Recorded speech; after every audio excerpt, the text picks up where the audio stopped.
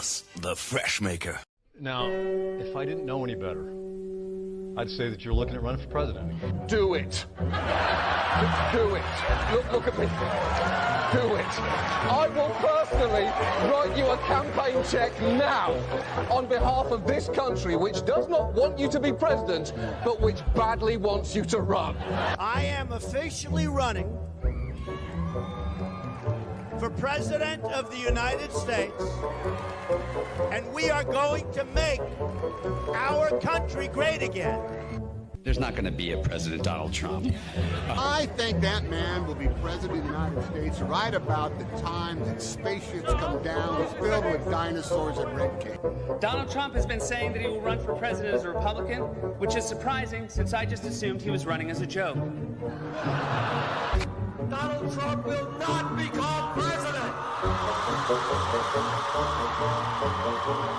I continue to believe Mr. Trump will not be president. Donald Trump will never, ever be president. Moderator, but apparently believes that Donald Trump is a clown. President Obama will go down as perhaps the worst president in the history of the United States! Exclamation point at real Donald Trump. Well, at real Donald Trump, at least I will go down as a president.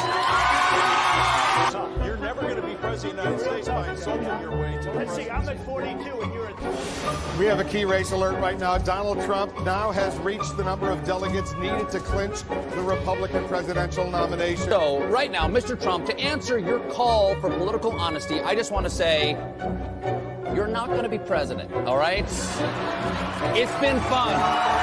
It's been great. I love you. But come on, buddy. Donald Trump, while we project, will win in Kentucky with its 8th electoral vote, in Indiana with its 11th electoral vote, West Virginia, Oklahoma, Tennessee, Mississippi, South Carolina, Alabama, Kansas with its 6 electoral votes, Nebraska with its 5 electoral votes, and Wyoming with its 3 electoral votes, North Dakota with its 3 electoral votes, and South Dakota, Texas, Arkansas, Louisiana, the state of Montana, Missouri, Ohio, Idaho, North Carolina. I, Donald John Trump, do solemnly swear. Do solemnly swear.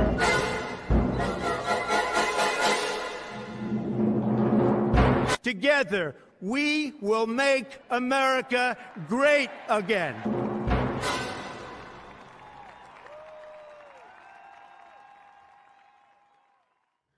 And boom, we are live. Hello, everyone. Welcome into CobraCast 199. I am your host, D-Day Cobra, and we have a lot to get into. There's a lot going on. I am using my cheap-ass webcam right now because my expensive camera is basically just fucked. So I'm using the cheap webcam. It looks I don't know if I look dead. I don't know what I look like. Low audio. How about now? How about now? Is that better? Low audio now? Is that good? I may have to fucking make some adjustments, but we'll see. Is that good? Is that better? Did that work better? Cheap-ass webcam over expensive one. Absolutely. It's going to keep adjusting. I'm going to have to... Fuck me. Hang on just a minute.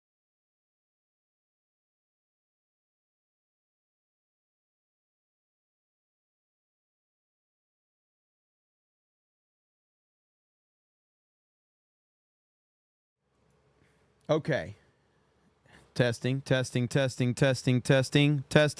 All right, that should be good. All right. Very professional setup we have here at CobraCast 199. I'm checking to see if my audio levels are good. Should be good. But anyway, there's a lot going on. The Joe Biden interview with ABC News just dropped, and it's an absolute train wreck. I know there's a lot of people that are running with this Joe Biden has a medical emergency bullshit. There is no evidence that Joe Biden has suffered a medical emergency. It's all over Twitter right now. There is absolutely no evidence that Joe Biden has suffered a medical emergency at the time of me talking about this. I found the source that I think I found the original source that put that story out there, and the dude had less Twitter followers than me. But he's apparently breaking news that Joe Biden is, suffering a medical emergency. It's all over Twitter right now. I'll even show you guys really quick that, everybody's running with it. Let's see. I'll just go to my feed. Okay. So Joe Biden, here, it's just been confirmed. Joe Biden landed at Newcastle Air National Guard Base in Delaware around 7:30 and is already back home. So that's already been, let me see if that's been confirmed. This is backed up with so he's, there's a lot of people talking about it right now. Twitter is kind of a shit show at the moment. Everybody's running with this. Joe Biden is suffering a medical emergency. I'll show you guys just some of the tweets that I'm seeing right now, right here. Per numerous reports, Joe Biden is apparently experiencing a medical emergency on Air Force One. Media has been removed from the plane. I don't care for his politics or him being reelected, but I'm praying he is all right. There's Chanel Ryan says, reports that Biden experienced a medical emergency. Unclear the sourcing of this, but press pool traveling with him just reported they have arrived with the president's motorcade at his home. So she's saying that the press pool has reported there's no medical emergency. I'm just telling you, I don't believe there's any medical emergency whatsoever. There's a bunch of people running with bullshit, and it kind of pisses me off that people run with these bullshit narratives because there's enough bad news out there. You don't need to invent shit right now because all that does is makes it worse. There's no fucking medical emergency, all right? So everybody's running with that fucking narrative right now, and it pisses me off. With that said, we're going to jump right into this interview, okay, with ABC. This is apparently airing right now. But before we do that, let me say hello to everybody. I'm sorry. I apologize. There's a lot going on. My cameras are messed up. My audio's messed up. Brock dropped 20 gifted memberships. Let's go, Brock. Thank you, brother. Appreciate that. Brock in the house with 20 gifted memberships. Jaegerbomb for 10 says DNC only had themselves to blame for this. They're in a lose-lose situation. I don't see Biden making it to November. Only way DNC has a chance at winning is doing something shady. False flag. I think they may have it's hard to actually think that they may have stepped in it because you never know what the Democrats are up to because the Democrats are so manipulative and shady. But this does seem like they have really overstepped and overplayed their hand. It really does. We will see. Crimson Raptor says the mainstream media being unusually honest about the polls is their trap. We need everyone to get out and vote if we truly want victory, Trump 2024, and hail the 199. Absolutely. Lord Botha says, Jeremy, hope you're not coming in the overflow room after the show. Just play Fortnite instead. Another disastrous quote from Joe Biden. My goodness, what a disaster. All right, I want to watch this. Should I go full screen here like that? Okay, here we go. This is the ABC interview that's currently airing live right now. Biden, his first television interview since the debate. The news-making exclusive. I'm so low. Now reporting from Madison, Wisconsin. All right, George I can. Stephanopoulos. Good evening from Madison, Wisconsin for a special edition of This Week. The first broadcast interview with President Biden since last week's debate. Earlier this afternoon, we taped the 22-minute interview. There are no cuts, no edits. We have not touched it. At this pivotal moment in the presidential campaign, here it is.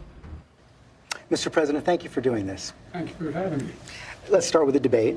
You and your team have said you had a bad night. But your friend Nancy Pelosi actually framed the question that I think is on the minds of millions of Americans. Bro, this dude's already cooked. He's already cooked. Look at him. He's gone. This dude is already done. Holy shit.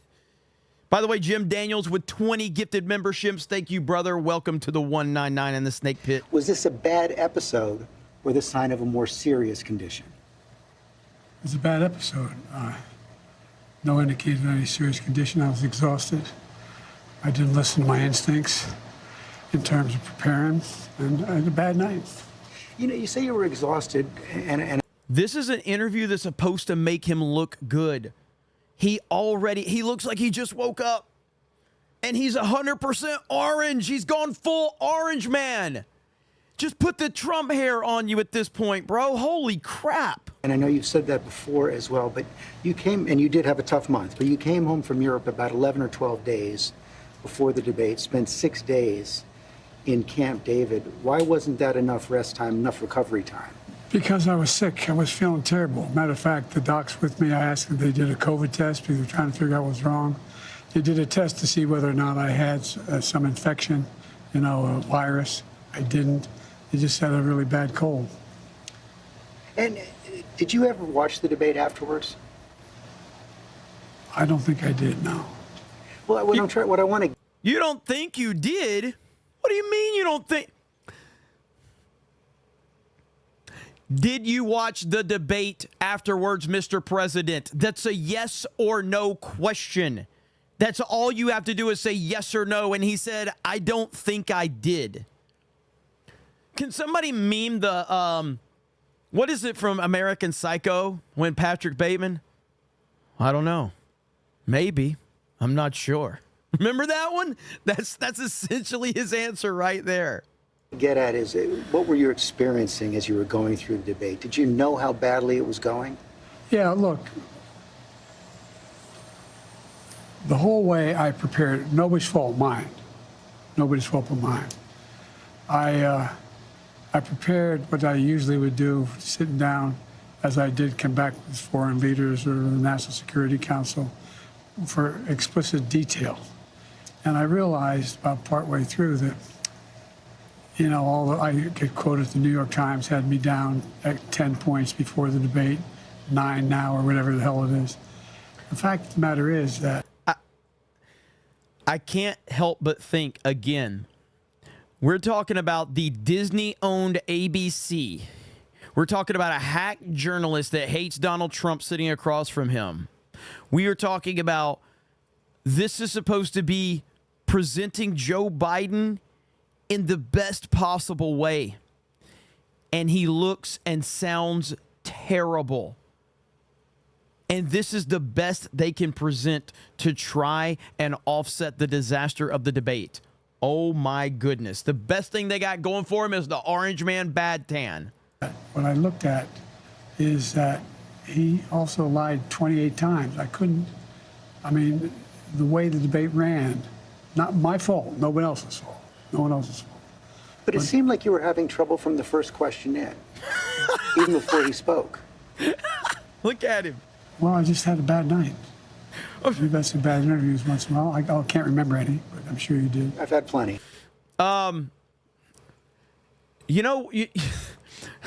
This is the presidential debate. You know who didn't have a bad night in Game 7?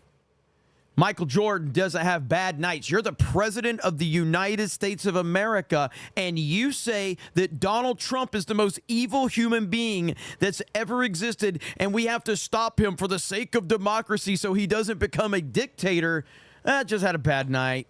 It's not a big deal. It's just a regular season game. It's not like it's the finals. No, Mr. President, it actually is the finals. This is actually a very crucial moment right here for you. Good Lord. I guess the question, the problem is here for a lot of Americans watching is, you've said, going back to 2020, watch me, to people who are concerned about your age. And, 50 million Americans watched that debate. It seemed to confirm fears they already had. Well, look, after that debate, I did 10 major events in a row, including until 2 o'clock in the morning after that debate. I did events in North Carolina. I did events in Georgia. Did events like this today. Large crowds, overwhelming response, no slipping. And so I just had a bad night. I don't know why. And how quickly did it come to you that you were having that bad night? Well, it came to me as having a bad night when I realized that even when I was answering a question, even though they turned his mic off, he was still shouting. Oh. And I let it distract me. I'm not blaming it on that. Oh, no. Did this dude... Oh, my God. Bro, Biden, they gave you every single thing that you wanted. They gave you every freaking advantage. And you're... God, this is a bad interview. This is a really bad interview. I cannot believe that this is what they're going with. Biden's done on Monday. I'm starting to believe it now. We heard the reports that Joe Biden's stepping down on Monday. This interview does not help at all. This is a bad interview, and we're only a couple of minutes into it. But I realized that I just wasn't in control. But part of the other concern is that this seems to have fit into a pattern of decline that has been reported on recently. New York Times had a headline on July 2nd, Biden's lapses are said to be increasingly common and worrisome. Here's what they wrote. People who have spent time with President Biden over the last few months or so said the lapses appear to have grown more frequent, more pronounced, and after Thursday's debate, more worrisome. By many accounts, as evidenced by video footage, observation, and interviews, Mr. Biden is not the same today as he was even when he took office 3.5 years ago. Similar reporting in the Washington Post and the Wall Street Journal. Are you the same man today that you were when you took office 3.5 years ago? In terms of successes, yes. I also was the guy who put together a peace plan for the Middle East that may be coming to fruition. I was also the guy that expanded NATO. I was also the guy that grew the economy. All the individual things that were done were ideas I had or I fulfilled. I moved on. And so, for example, you know, well, that was true then. What's Biden done lately? Today, just announced 200,000 new jobs. We're moving in a direction that no one's ever taken on. I know you know this from the days in the government. I took on Big Pharma. I beat them. No one said I could beat them. I took on all the things we said we got done. We're told we couldn't get done. And part of it is what I said when I ran was I wanted to do three things. Restore some decency to the office. Restore some support for the middle class instead of trickle-down economics. Hey, George, you going to ask him, when you say restoring decency, what part of decency is decent when they found cocaine in the White House, Mr. President? Is that decency? Or having mentally deranged people running around on the White House lawn and taking pictures? Is that bringing decency back to the White House, Mr. President? I'm sure George Stephanopoulos is going to ask him that. I'm sure he's going to ask him about the cocaine in the White House. Has a reporter to this day asked Joe Biden about cocaine in the White House? Has one reporter directly asked him to his face? I don't know the answer to that question. I haven't seen it. Go from the middle out and the bottom up. The way the wealthy still do fine, everyone does better.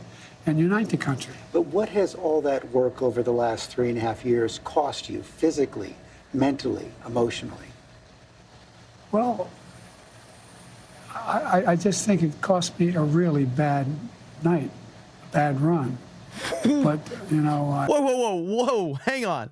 What? Work over the last... We still do class instead of trickle-down economics, go from the middle out and the bottom up. The way the wealthy still do fine, everyone does better.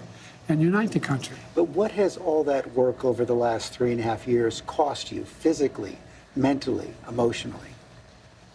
Well, I just think it cost me a really bad night. Oh, my God. What a bad answer. And do you know why he keeps going back to bad night? Because that's what they've kind of basically, they've prepped him to say that. Mr. President, your safe word, your safe answer is bad night. So if they ask you a question that just confused you, like, I had a bad night. I had a bad night. He didn't understand the question. He didn't understand how to answer the question. So he just said, I just had a bad night. Oh, my God. For the first time in a long time, I actually believe ABC probably did not edit this interview. This is fucking horrendous. This is horrendous. Holy shit. Bad run. But, you know, He's George, thinking... I'm optimistic about this country. I don't think we're a country of losers, that he points out. I don't think America's in tough shape. I think America's on the cusp of breaking through in so many incredible opportunities. This next term, I'm going to make sure we have straighten out the tax system. I'm going to make sure we're in a situation where we have health care for all people. We're in a position where we have child care and elder care, free up, and all these things. The one thing I'm proudest of is, remember when my economic plan was put forward, a lot of the mainstream economists said it's not going to work. Well, guess what? You now have 16 Nobel laureates, 16 of them in economics, saying that Biden's next term would be, based on what he wants to do, enormous success. Trump's plan would cause a recession, would significantly increase inflation. I've made great progress, and that's what I plan on doing, and we can do this. I understand that, and I'm not disputing that. What I'm asking you is about your personal situation. Do you Yeah. He didn't understand the question, and he just gave you his prepared answers because he was that was his safe answer to go on campaign monologue, basically. He didn't even understand it. I'm glad, at least Stepha Papalopoulos is following up on it. I'm not disputing that. What I'm asking you is about your personal situation. Do you dispute that there have been more lapses, especially in the last several months? Can I run the 110 flat? No, but I'm still in good shape. Are you more frail? No. I know you spoke. Keep my schedule.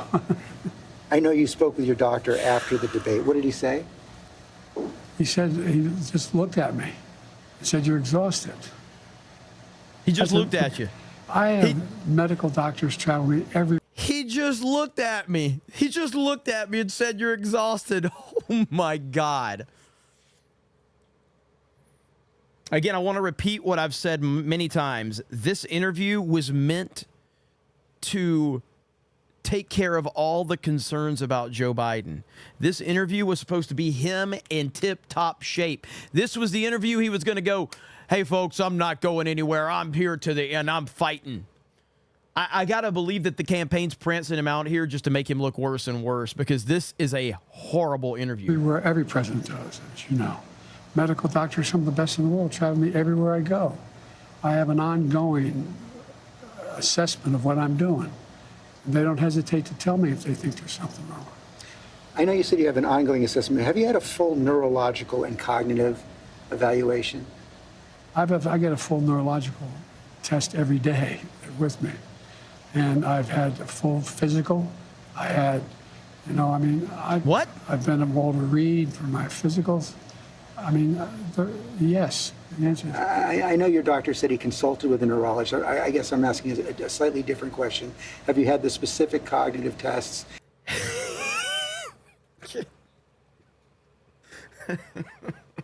He said every day. You said every day. But earlier when he asked you what's your doctor, how does your doctor handle it after the debate, he's like, he just looked at me. He said, "You're exhausted." What? I have to believe the campaign is putting him out here because they know that he's on borrowed time now. They know that he's going to be announcing he's going to leave. That's what I have to believe with this. This is unbelievable. And have you had a neurologist, a specialist, do an examination? No, no one said I had to. No one said, they said I'm good. You just said you've had one every day. Would you be willing to undergo an independent medical evaluation that included neurological and cognitive tests and release the results to the American people? Look, I have a cognitive test every single day. Every day I have that test. Everything I do. Not only am I campaigning, but I'm running the world. And that's not, it sounds like hyperbole. But we are the essential nation in the world. Madeleine Albright was right. And every single day, for example, today, before I come out here, I'm on the phone with... It's over. Like, I did a video on the reports that he's going to be stepping down on Monday. This has to be part of the plan. This is fucking horrendous. I can't believe how bad this is.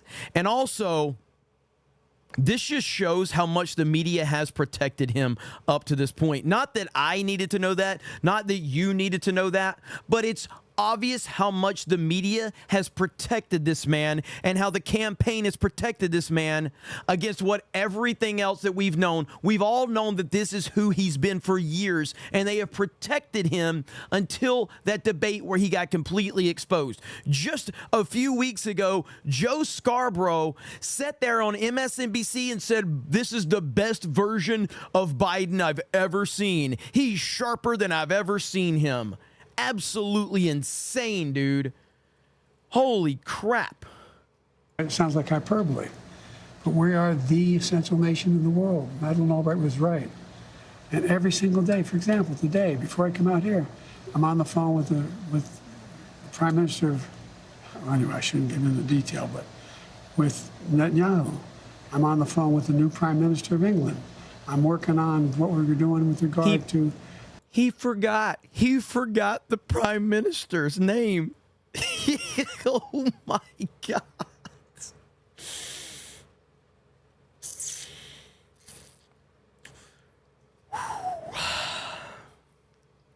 Today, before I come out here, I'm on the phone with the Prime Minister of, well, anyway, I shouldn't get into detail, but with Netanyahu. I'm on the phone with the new Prime Minister of England. I'm working on what we're doing with regard to, in Europe, with regard to expansion of NATO and whether it's going to stick. I'm taking on Putin. I mean, every day, there's no day I go through, there are not those decisions I have to make every single day. And you have been doing that, and the American people have been watching, yet their concerns about your age and your health are growing. So that's why I'm asking, to reassure them, would you be willing to... Like, it's obvious. Hang on, I want to go back to like, look at him. Okay, so we've all been in that position of, family members, loved ones, or whatever, where they've gotten older and you're talking to them. And it's clear that the lights are on, but nobody's home. That's exactly this conversation. The lights are on, but nobody's home. This is not an actual conversation. This is not a discussion. This is not an interview. We've all seen this in our own personal lives with, older family members that we obviously love, and it's hard to see that. That's exactly what is going on right now. This man is not there. He's gone. And he's been gone for a long time. And the same people that are telling you that Donald Trump is the worst thing ever and the worst person of all time, they're telling you Joe Biden's just fine, and they've been covering all this shit up for years. Health are growing, so that's why I'm asking, to reassure them, would you be willing to have the independent medical evaluation? Watch me there's a lot of time left in this campaign. It's over 125 days. So the answer, decision. The right answer right now is no, you don't want to do that right now. No, I've already done it. You talked a lot about your successes at the beginning of this interview, and I don't want to dispute that. I don't want to debate that. But as you know, elections are about the future, not the past. They're about tomorrow, not yesterday. And the question on so many people's minds right now is, can you serve effectively for the next 4 years? George, I'm the guy that put NATO together, the future. No one thought I could expand it. I'm the guy that shut Putin down. No one thought could happen. I'm the guy that put together the South Pacific. What? What? I got to hear that one more time. Together, the future. No one thought I could expand it. I'm the guy that shut Putin down. No one thought could happen. He's the guy that shut Putin down? What the hell are we witnessing right now? Oh my God. Putin literally has had his way since you stepped in office. Just a few days ago, Putin commented on Donald Trump. He says, "I love Trump's plan to end the war in Ukraine." Good Lord, man. Holy shit. That right there, done. Like, there's no defense, man. I'm the guy that put together the South Pacific Initiative with AUKUS. I'm the guy that got 50 nations, not only in Europe, outside of Europe as well, to help Ukraine. I'm the guy that got Japanese to expand their budget. For example, when I decided we used to have 40% of the computer chip in it. We invented the chip, that little chip for the computer chip. It's in everything from cell phone to weapons. And so we used to have 40%, and we're down to virtually nothing. So I get in the plane against the advice of everybody, and I fly to South Korea. I convinced them to invest in the United States, billions of dollars. Now we have tens of billions of dollars being invested in the United States, making us back in a position where we're going to own that industry again. We have, I mean, I just, anyway, I don't want to take too much credit. I have a great staff. But all the, I guess my point. What? You just took credit for shit you haven't done. You just took credit for everything, and you just made shit up that you didn't even do. Good God. This is so bad. I am truly astonished at how bad this is. And I'm always skeptical.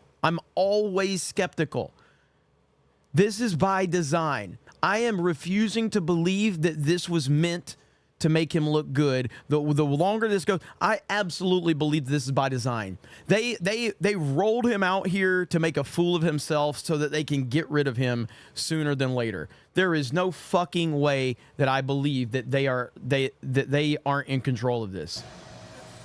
I just, anyway, I don't want to take too much credit. I have a great staff. But I guess my point is all that takes a toll. Do you have the mental and physical capacity to do it for another 4 years? I believe so. I wouldn't be running if I didn't think I did. Look, I'm running again because I think I understand best what has to be done to take this nation to a completely new level. We're on our way. And look, the decision recently made by the Supreme Court on immunity, you know, the next president of the United States, it's not just about whether he or she knows what they're doing. It's not about a conglomerate of people making decisions. It's about the character of the president. The character of the president is going to determine whether or not this Constitution is employed the right way. The character of the president? You mean the type of person that would maybe utilize the United States judicial system to go after his political opponent because his political opponent is beating him? Would you kind of say that would go into the character of the president? Or maybe the fact that your crackhead son has benefited from all of these foreign deals all around the world, or maybe the fact that there was cocaine found in the White House, or maybe the fact that you've literally let illegal immigration just overrun this fucking country since you got into office. Maybe you've got us into too many wars right now, and we're on the verge of World War III. Maybe that's a problem. Good Lord. Let me ask you a tougher, more personal question. Are you sure you're being honest with yourself when you say you have the mental and physical capacity to serve another 4 years? Yes, I am, because, George, the last thing I want to do is not be able to meet that. I think, as some of the senior economists and senior foreign policy specialists say, if I stop now, I'd go down in history as a pretty successful president. No one thought I could get done what we got done. But are you being honest with yourself as well about your ability to defeat Donald Trump right now? Yes. Yes. You say that, and let me challenge you. Sure. Because you were close, but behind going into the debate. You're further behind now, by any measure. It's been a two-man race for several months. Inflation has come down. In those last few months, he's become a convicted felon. Yet you're still falling further behind. You guys keep saying that. George, you know polling better than anybody. Do you think polling data is accurate as it used to be? I don't think so, but I think when you look at all of the polling data right now, it shows that he's certainly ahead in the popular vote, probably even more ahead in the battleground states. And one of the other key factors there is it shows that in many of the battleground states, the Democrats who are running for Senate and the House are doing better than you are. Well, that's not unusual in some states. I carried an awful lot of Democrats last time I ran in 2020. Look, I remember them telling me the same thing in 2020. I can't win. The polls show I can't win. Remember 2020, the red wave was coming. Before the vote, I said that's not going to happen. We're going to win. We did better in an off year than almost any incumbent president. Yeah, we all remember 2020, Joe Biden. We all remember 2020. We all remember the water pipes breaking. We all remember the voting stopping in the middle of the night when Trump was in the lead. We all remember that, as a matter of fact. We all remember that. Thank you for reminding us. Ever has done. They said in 2023, all the tough races we're not going to win. I went into all those areas, all those districts, and we won. All that is true, but 2020 was a close race. And your approval rating has dropped significantly since then. I think the last poll I saw was at about 36%. The number of Americans who think you're too old to serve has doubled since 2020. Wouldn't a clear-eyed political calculus tell you? I don't think he's ever been told these things. I don't think that Joe Biden's actually been told how unpopular he is. I think the people that have been around him have been feeding him bullshit. I don't think he's ever been told how unpopular he is. And I think that it's kind of hitting him right there, but not really, because he can't really process shit, you know? Tell you that it's going to be much tougher to win in 2024. Not when you're running against a pathological liar. Not when he hadn't been challenged in a way that he's about to be challenged. Not when people... You've had months to challenge him. Oh, I sure had months. Just had a debate with him, you lost. Other things, like wars around the world, like keeping NATO together, like working... Anyway. But look... Do you really believe you're not behind right now? I think it's... all the pollsters I talk to tell me it's a toss-up. It's a toss-up. And when I'm behind... There's only one poll I'm really far behind, CBS poll and NBC, and... New York Times and NBC both have you about 6 points behind in the popular vote. That's exactly right. New York Times had me behind before anything happened to do with this race. Had me behind 10 points. 10 points had me behind. Nothing's changed substantially in the debate. When did the New York Times have him behind 10 points? When did that ever happen? Just when you look at the reality, though, Mr. President, I mean, you won the popular vote in 2020, but it was still deadly close in the Electoral College. 7 million votes. Yes, but you're behind now in the popular vote. I don't buy that. Is it worth the risk? I don't think anybody's more qualified to be president or win this race than me. You know, the heart of your case against Donald Trump is that he's only out for himself, putting his personal interest ahead of the national interest. How do you respond to critics who say that by staying in the race, you're doing the same thing? Oh, come on.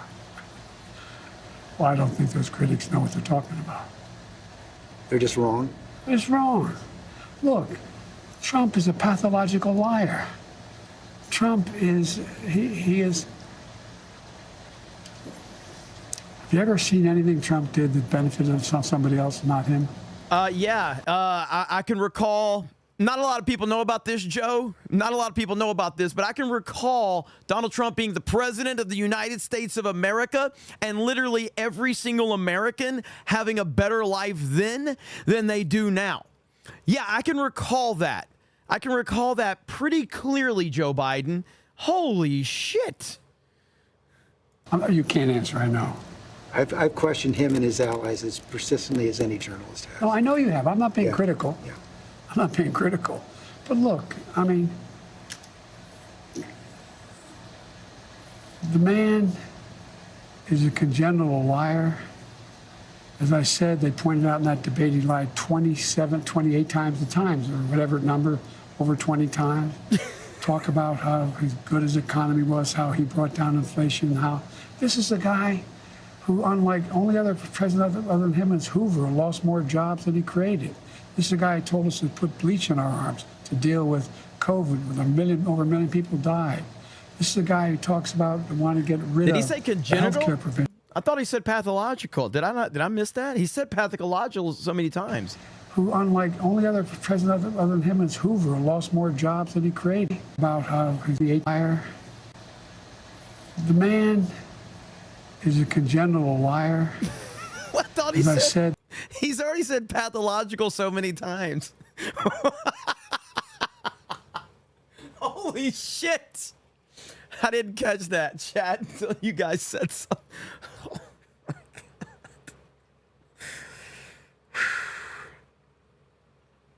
Good Lord, bro. What the fuck is happening right now? They pointed out in that debate he lied 27, 28 times the time. He was thinking.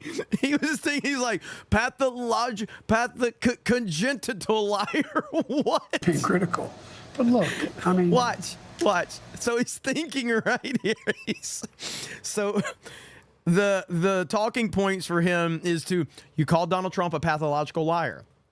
You just say pathological liar over and over again. And if you keep saying that, that's what the people are going to think, Mr. President. Just say pathological liar. And he forgot pathological. The man is a congenital liar. As I said, they pointed out in that debate he lied 27, 28 times the times, or whatever number, over 20 times. Talk about how good his economy was, how he brought down inflation, how this is a guy who, unlike only other president other than him is Hoover, lost more jobs than he created. This is a guy who told us to put bleach in our arms to deal with COVID, with over a million people died. This is a guy who talks about wanting to get rid of the health care provisions we put in place. This is a guy who wants to give the power back to big pharma to be able to charge exorbitant prices for drugs. This is a guy who wants to undo every single thing I've done. Every single thing. I understand that, and I understand that's why you want to stay in the race, but have you convinced yourself that only you can defeat him? I convinced myself of two things. I'm the most qualified person to beat him, and I know how to get things done. If you can be convinced that you cannot defeat Donald Trump, will you stand down? Well, it depends if the Lord Almighty comes out and tells me that, I might do that. Well, I mean, on a more practical level, Washington Post just reported in the last hour that Senator Mark Warner is assembling a group of senators together to try and convince you to stand down because they don't. You want to talk about dictator? You want to talk about someone abusing their power? This guy right here with his evil, shit-eating grin right here. Your own party telling you to step down and you smirk at it. That's a dictator. I don't think you can win. Well, Mark is a good man. We've never had that. He also tried to get the nomination too. Mark and I have a different perspective. I respect him. And if Chuck Schumer and Hakeem Jeffries and Nancy Pelosi come down and say, we're worried that if you stay in the race, we're going to lose the House and the Senate, how will you respond? I go into detail with them. I've spoken to all of them in detail, including Jim Clyburn. Every one of them. They all said I should stay in the race. Stay in the race. None of the people said I should leave. But if they do? Well, it's like, they're not going to do that. You sure? Well, yeah, I'm sure. Look. God, this is bad. If the Lord Almighty came down and said, Joe, get out of the race, I'll get out of the race. The Lord Almighty's not coming down. I mean, these hypotheticals, George.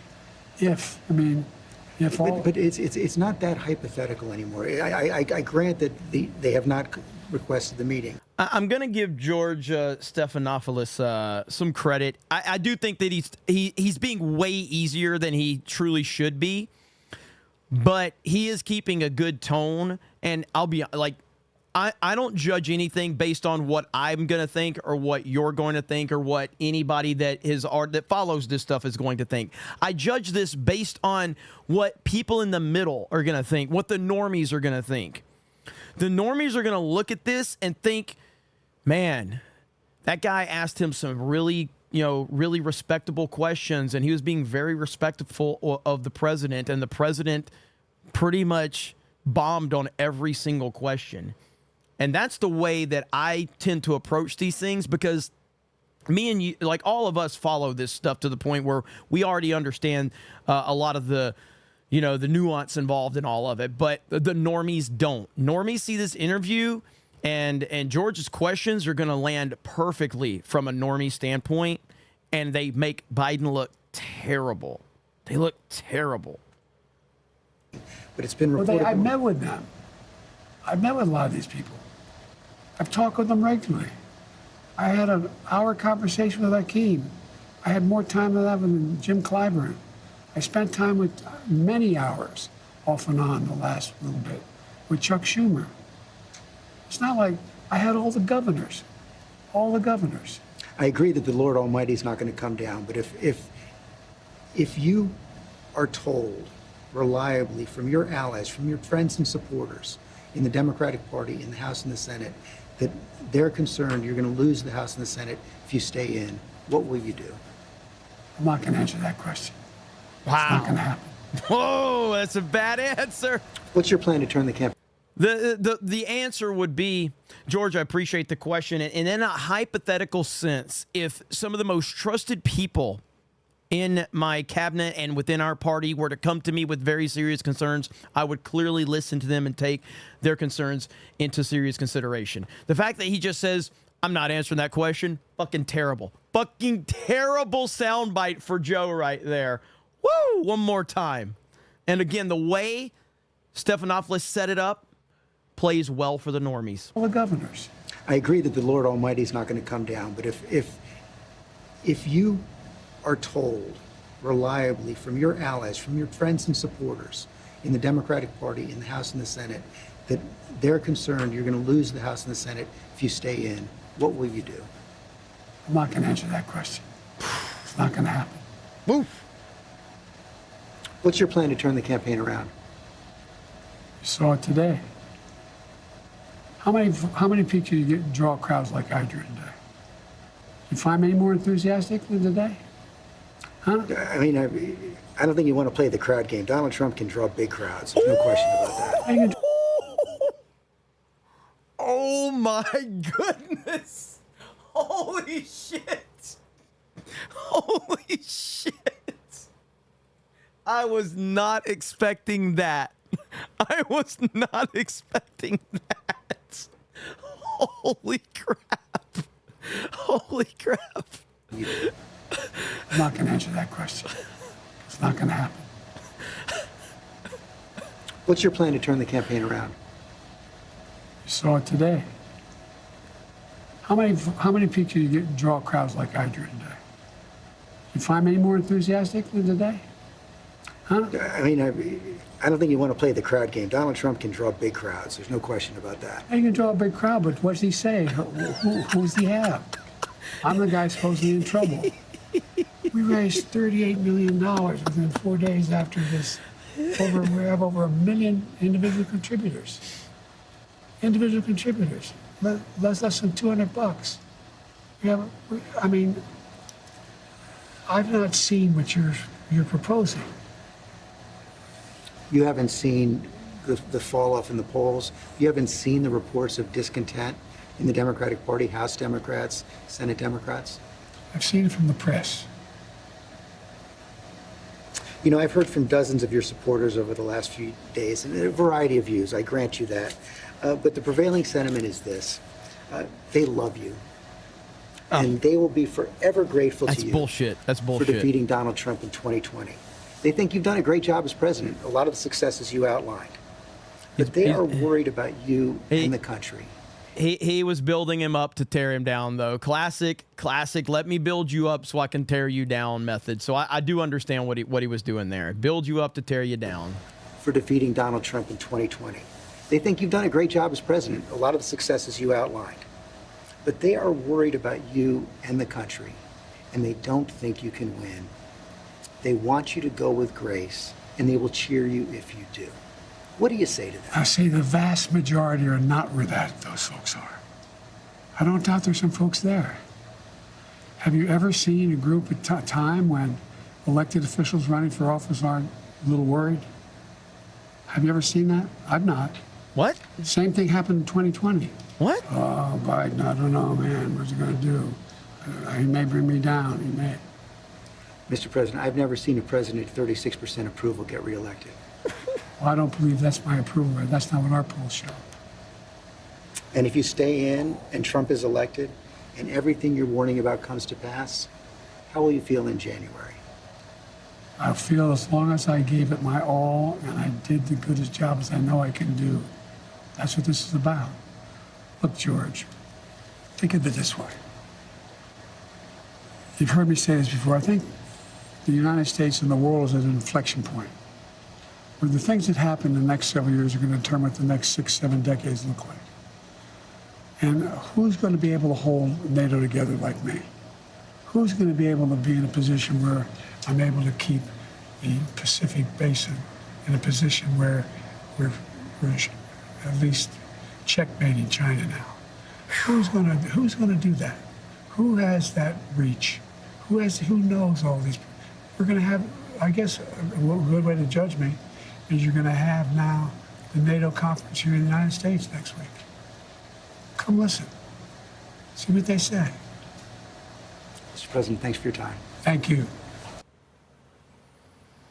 ABC News also offered a one-on-one interview to Donald Trump after the debate.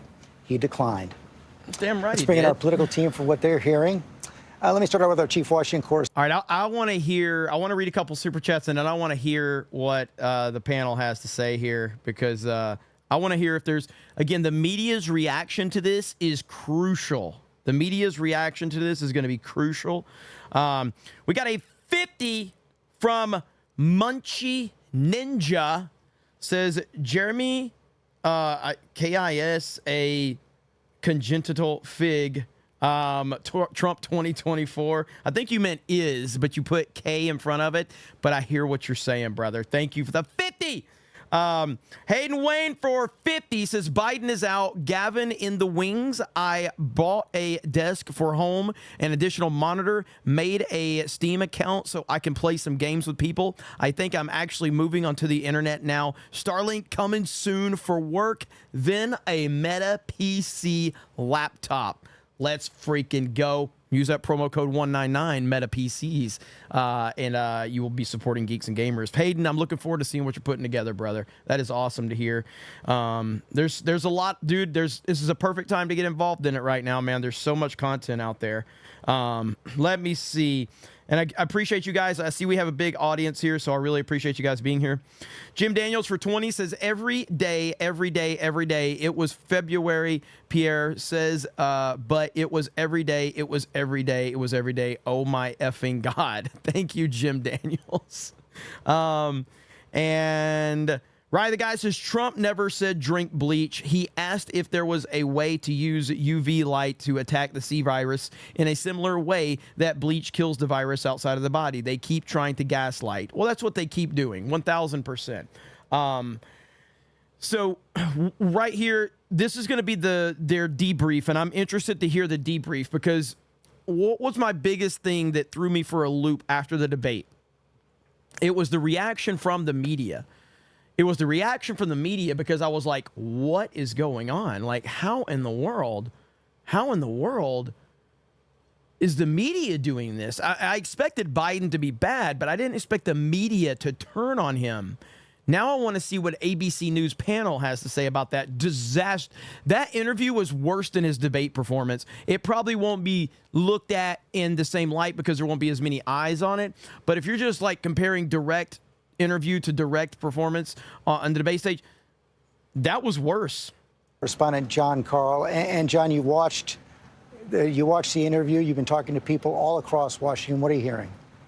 Well, George, look, Biden looked better and certainly more coherent than he looked during the debate. But there was nothing in this interview that is calming nerves of jittery Democrats who fear that Joe Biden is on a trajectory to lose this race, to lose to Donald Trump. In fact, for some of those people, the interview is raising new concerns. Particularly the fact that he is unwilling or unaware of the fact that he is in a dire situation here regarding the campaign. That he is losing in the view of many Democrats. And frankly, in the polls you cited, that he is losing to Donald Trump. And there was one question that you asked where his answer is particularly, I believe, alarming to some of those Democrats. You asked him how he will feel in January if he has lost to Donald Trump and all that he has warned would happen came to pass. And this was his answer. He said, I'll feel as long as I gave it my all and did the best job I know I can do, that's what this is about. One prominent ally of the president simply responded to me, wow, when I asked about that question. So the bottom line here, there was nothing in this interview that will force Joe Biden out of the race. There was no, major thing that will convince him or any of his allies. I believe they have to go. But there's also nothing in this interview that will calm the nerves of Democrats who are saying it is time for him to get out. Martha Raddatz, the president is talking to a lot of people, but he appears to be listening to a very tight circle. A very tight circle, and administration officials I have spoken to said that very tight inner circle is telling them he can win, that he needs to keep going. This, of course, includes his wife, Jill, who they said. That it includes Hunter Biden. Okay, of course Hunter Biden wants Joe Biden to stay in the race. Hunter Biden is Joe Biden's number one guy right now. Like, that's his number one advisor. Hunter Biden is Joe Biden's number one advisor. This is amazing. Is lashing out at those who want him to get out of the race. This was a Joe Biden pumped up on his inner circle, telling him that again and again. They think he will have many opportunities, but those not in the inner circle say this will also expose him to a great deal of risk. And George, I've talked to a few people too, and texting with a few people as well on the Hill. They say it was better than they expected, wasn't as bad as they expected, but that's a pretty low bar, George. And Mary Bruce, what are you hearing from the White House? George, the White House tonight reacting in one word, strong. Look, you heard the president there, and his team strongly do believe that this is all being overblown, that Joe Biden has been underestimated and written off before, only to come back strong and win. They believe if he can continue to do interviews like this, if he can continue to get out in front of the American people, that this too shall pass. But the president there truly didn't seem to grasp the severity of this moment, the magnitude of that growing chorus of concern from Democrats. He dismissed that, dismissed the trends that we are seeing in the polls. But what we are hearing from Democrats isn't concern about one bad night. They are concerned that Joe Biden doesn't have what it takes not only to continue governing, but that he has what it takes to win. But the president is adamant that he is still the best one to take on Donald Trump. And you heard there, he clearly doesn't want to entertain the possibility that Democrats may come to him and urge him to step aside, saying only the Lord Almighty could convince him of that, George. Dude, what if Joe Biden really, what if he just doesn't do it? What if he just, because he's got, now again, so I've floated the idea of I don't know if the Jill Biden narrative is as believable as a lot of people, because, the narrative out there is Jill Biden is controlling everything, yada, yada, yada. And I don't know if I believe that or not, because I believe that Barack Obama is the guy that is pulling the strings. And I've said this, and I can qualify that by saying, you can say whatever you want about Obama. Barack Obama is a very powerful and influential personality within the Democratic Party. He is the Democratic Party in a lot of ways. I mean, he is loved by corporate America, by Hollywood, by the mainstream media. Barack Obama is that guy with the Democrats. He just is. So the idea that Jill Biden is pulling the strings, I just don't believe it. But let's hypothetically say that the people that are in control of Joe are actually like Jill and Hunter. If that's true, he ain't going nowhere. He's not going anywhere, because there's no way that Hunter Biden wants his dad to not be the president. There's no way. Holy shit, this is wild, man. This is like a House of Cards episode. I've told you guys this 1,000 times. I'm a huge fan of that show outside of the final season. This is House of Cards level shit, man. It's what it is. This is House of Cards. This is what it is. This is wild. Wild indeed. Culture Casino for 50 says the gaffes in this interview are so numerous. Biden was not challenged at all on repeating the disproven lies he kept spouting. Whatever a congenital liar is, Biden wins. Oh, hi, Jeremy. Hail Hayden. Hail the 199. And Abigail Disney is a see you next Tuesday. Thank you, Culture Casino. Appreciate that, brother. Eric Heffelfinger for 10 says, any poll you see, vote Biden. Incentivize keeping him in 1,000%. Now, and I agree with that. I mean, the idea of, I want Joe Biden to stay in. Like, I do. Let me see what's going on Twitter right now. For those that are asking, yes, I'm using like my cheap webcam tonight because my expensive camera is shitty. And for any aspiring YouTubers out there, the better equipment, the more money you spend, and the worse that it performs with a lot of this software that we have. So just buy cheap stuff. Get an expensive microphone, but don't get an expensive webcam or a camera. Don't do it.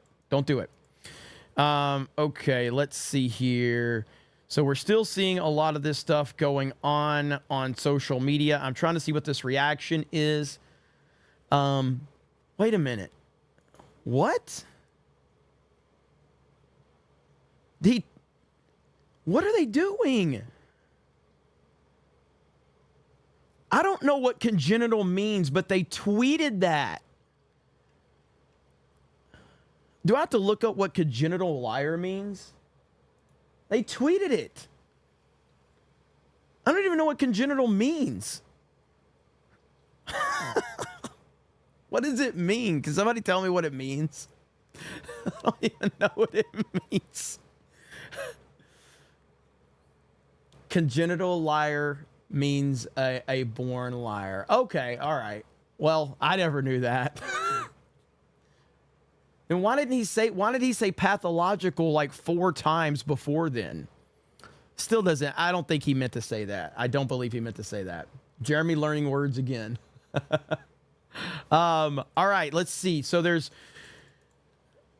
massive cover-up take. See, Laura Loomer's tweeting this whole thing out about this medical emergency, and I just don't buy it. I just don't buy it. I don't buy it at all. I'll show you what's being said. Joe Biden is reportedly having a medical emergency on Air Force One right now. Press access has been removed.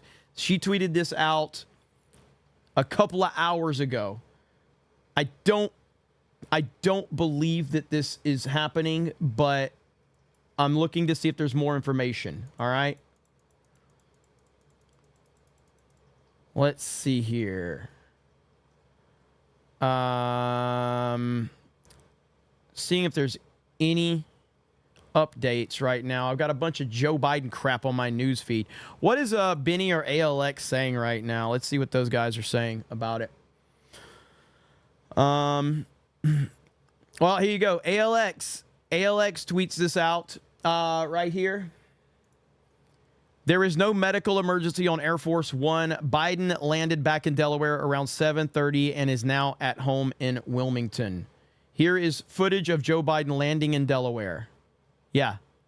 I didn't believe it to begin with because I looked up the source of that, and it was a guy that had like less Twitter followers than me. And he was running with it. And of course, that gets him a lot of the attention he wants and all that shit, but I didn't buy it.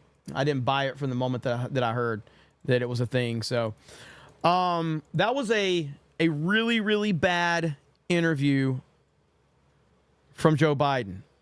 That was an absolutely horrible interview. Now is this true?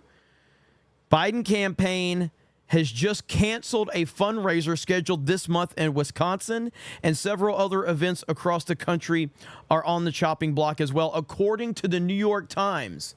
It's all collapsing before our eyes. All right, I need to look this up. I need to find this from the New York Times. NYT Biden. That's bad. That's bad if that's the case. Let's see here. I don't see any New York Times articles about that. Okay, let's see. I'm looking, so give me a minute. I'm trying to see if I can find this in real time here. New York Times, Biden, latest.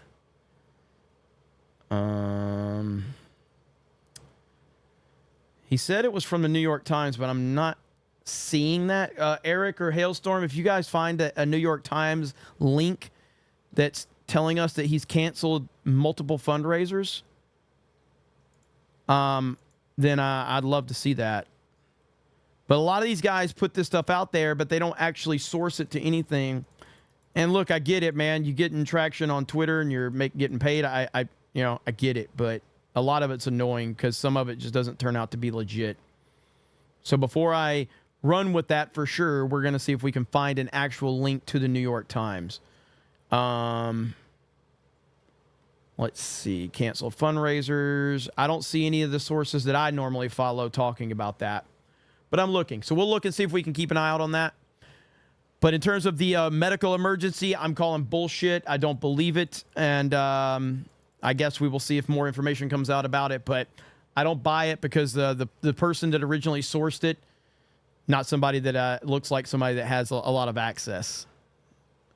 Okay, let's see where we're at. Jeremy, what potato were we looking at? What are you talking about? You talking about my camera, how shitty it is? My good camera, my Canon M50 is pretty much done. So we're running with the Logitech webcam tonight. Okay, let me see where we're at. Welcome in, everybody. We have a great crowd here tonight, and I appreciate you guys tuning in. We were just reacting to the Joe Biden interview with ABC News, and it was a complete and total disaster. And there was the rumor that he's going to step down on Monday, and I don't know if that's going to continue on or not. Oh, this is a video I wanted to show you guys really quick. Remember this one right here? But I undersold him when I said he was cogent. He's far beyond cogent. In fact, I think he's better than he's ever been. This is a battle for the future of American democracy. And now is a good time. In June, thank God. In June, and not October, in June, this is the last chance for Democrats to decide whether this man we've known and loved for a very long time is up to the task. As for the rest of us, and that's Democrats, that's independents, that's Republicans of good faith. Let's be smart.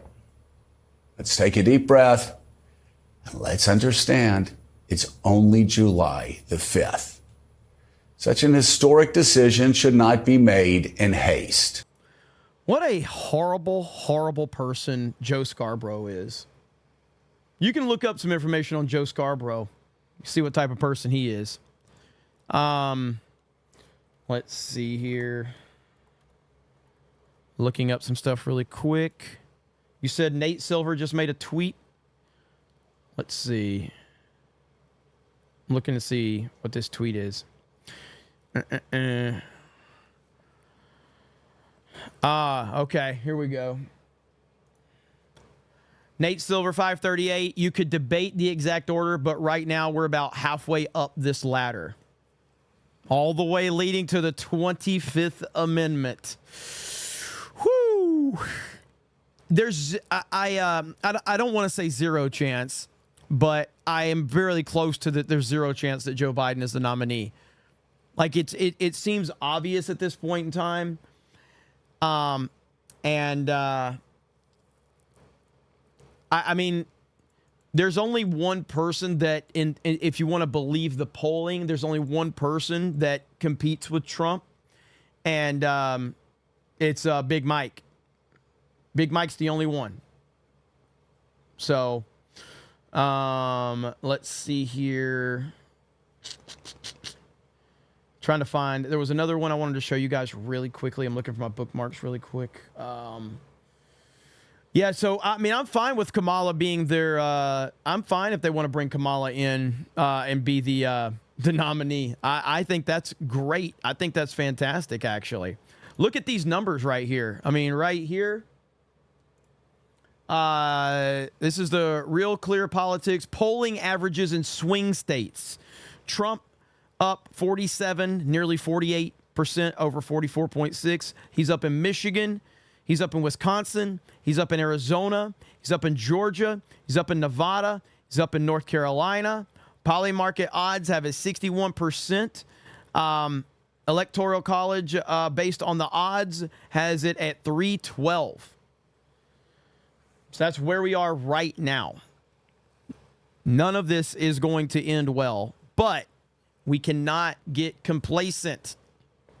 As much as I appreciate hearing this, I think that a lot of the I feel like a lot of the MAGA support is getting way overblown right now, and I think that is by design to hurt Trump.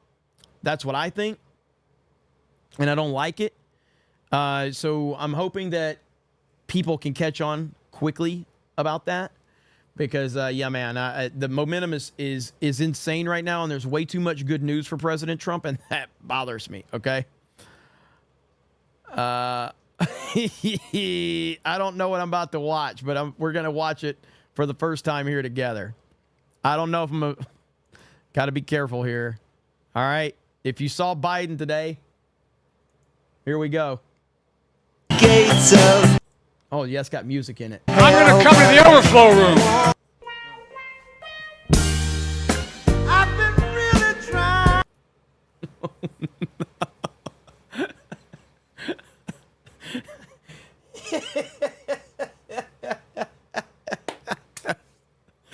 Oh, no.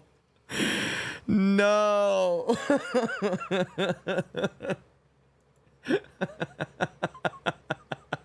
That was good. That was good. Woo. Damn. That was good right there. I hope the music doesn't get me hit. But no, he really did say that. Like, that's not a joke. I know there's music playing, but I hope the music can get drowned out. This is what Joe Biden actually said. At the gates of I'm going to come to the overflow room.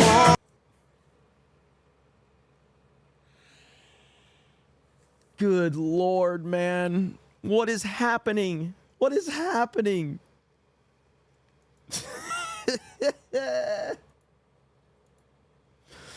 There we go. Yes, he actually did say that. He actually did say that. All right. Yeah, see, man, everybody's running with this. Everybody's running with this. Let's see. All right. No one trusts the mainstream media, but I know these rats. They would be salivating to be the first one to break that something happened to Biden on Air Force One today. I spoke up because it was clear from the pool reports that the barely alive Joe Biden is still holding on to his miserable time here as our hospice-bound president. I trust what she's saying versus a lot of the other things that people are out there talking about. So, I don't buy it at all. I don't buy it at all. So the medical emergency thing, everybody's running with it right now. I see Monica Crowley is tweeting about it. Everybody is running with this. Look at this. Everybody's running with this shit, dude. It's not, there's nothing to support this. There's nothing to support this. Good Lord. Honestly, I think the information is out there just to make it easier for them to get rid of him next week. That's what I think. I think that was an intentional leak, because I don't really believe in leaks for the most part anyway. And this goes back to me covering the entertainment world and all of that. I don't believe in leaks for the most part. I'm not saying leaks don't occasionally happen. I'm saying that when you hear about leaks from entertainment industry or companies or political campaigns, leaks are meant to be heard so that they can gauge the reaction to what people are saying. That is what they're doing. They're getting that out there so they can gather data to see what would happen if the official announcement happened. That is all part of it.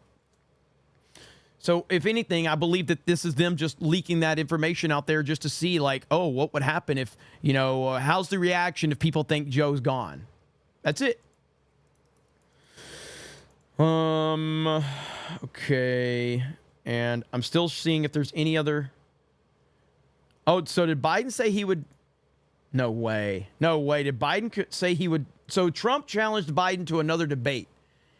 And apparently, will you debate President Trump again after your humiliating performance the first time? Biden, I hope he'll debate me. I wouldn't be surprised if he doesn't. I'm committing now, whether he is or not. Dude. Do you value the thoughts of the officials in your former president Trump again? I hope he'll debate me. I wouldn't be surprised if he's in. Will you commit to debating him? I'm committing now, absolutely, whether he's in or not. Holy crap, man.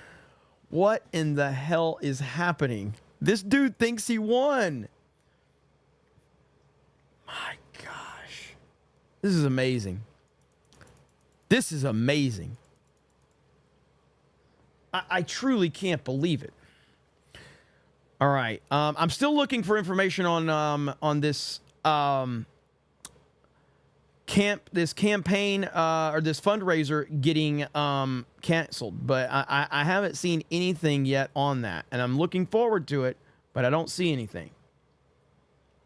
Nothing of sorts. Yeah, I agree with this. I 1000% agree with this. If Joe Biden were having a medical emergency on Air Force One, you wouldn't be finding out from Laura Loomer or Monica Crowley. Yeah, there's no way. I just don't believe it. I don't believe it. I believe the information was floated out there in order to build a narrative, but I don't believe it's actually happening. All right. Let me catch up on some Super Chats. I appreciate you guys being here. Welcome in, everybody. We've got over 3,500 people here. Really? Why are you guys watching me? There's much better streamers out there than my retarded ass. But I appreciate it. I do. I appreciate you being here. And I hope I don't disappoint you. Parker becomes a new member. Thank you. Brock with those 20 get the memberships. Good old Cam Crash says, hi, Jeremy, with my broken camera picture. Cobra Kai L199 gifted a D-Day Cobra membership. Thank you. Prayer for the $1 super chat. Jim Daniels with those 20 get the memberships. Valkyria Winter with the member message says, Hail 199. Where is Jay? We need our Jay Bear. Love you, chat. And you too, Jeremy. No homo, only for Jay. Always Skull. Jay is traveling. So he can't make it here tonight, but we all miss Jay. Christian Rocker says, my member message was missed last month. I demand a refund, you thief. By the way, Raw Alerts has confirmed there is no medical emergency. Thank you, Christian Rocker. I'm sorry that I missed your member message. Let's see here. Gerald Armstrong says, ho, ho, ho, happy Independence Day. Beastie Man says, oh, Biden, the real orange man bad. The Exalted Patriarch, let's see, what the fuck is up with his face? He looks like he had a facelift or an enema of Botox. He did, man. It looked bad. Dave Chandler with 10 gifted memberships. Thank you, Dave Chandler. And I saw you've got a super chat I need to get to here shortly, so thank you, man. I appreciate that. Eric K says, that looks like a mask on Joe Biden. Joe C. says President Ford stated that the first U.S. woman vice president would take over for president that would pass or resign. Look it up. Scary times. There's no way in hell that Kamala will beat Donald Trump. There's just no way. There's no way. Let's see. Bruce Flash for a gifted D-Day Cobra membership. Thank you, brother. Oracle of Doom for 1222 says Orange Man bad. And those the priests allowed us have the most to hide. Cobra Commander, hail the 199. Trump 2024. Let's effing go. And Jim Daniels, you mad lad. Jim Daniels just dropped 50 gifted memberships. 50 gifted memberships. Are you kidding me? Holy shit. I see you, Josh 316. Goodness gracious. You know what? There's been a lot of memberships tonight. And you have my word, we're going to update some emojis because I feel like we have not. And especially as much as you guys throw those gifted memberships, we're going to update the emojis, all right? We're going to get some more emojis in there, some more updated ones, some meme emojis. We're going to make it happen. I will be talking to the one and only Krista Nova about that. Eric Guidewall dropped 5 gifted memberships. Let's go. Yeah, we do need a Felon 47 one, don't we, Jessica? All right, I'm gonna get it. I'm gonna make it happen. Thank you guys for all the support on the membership side. Really do appreciate it. That's crazy. 50 gifted memberships. Insane. Juice Cannon with the gifted membership. Thank you. Jim Daniels with a $20 super chat says, not my fault. No one else's fault. Well, whose fault is it? If an advisory hits the button on the nukes tonight, who in our country is hitting the button firing back? Not this clown, but who? I believe it is Barack Obama. Like, I am curious about that. Like, am I alone on that theory or not alone? I know I'm not alone on that theory, but is that the popular theory at this point or not? Let me put a poll in the chat. If you were to, we're just going to have, who do you think's more in control right now? Barack Obama or Jill Biden? If you had to pick one or the other, I'm just going to put Obama or Jill Biden. If you have to say who has a better chance of being more in charge, who's pulling the strings right now, there's the poll in the chat.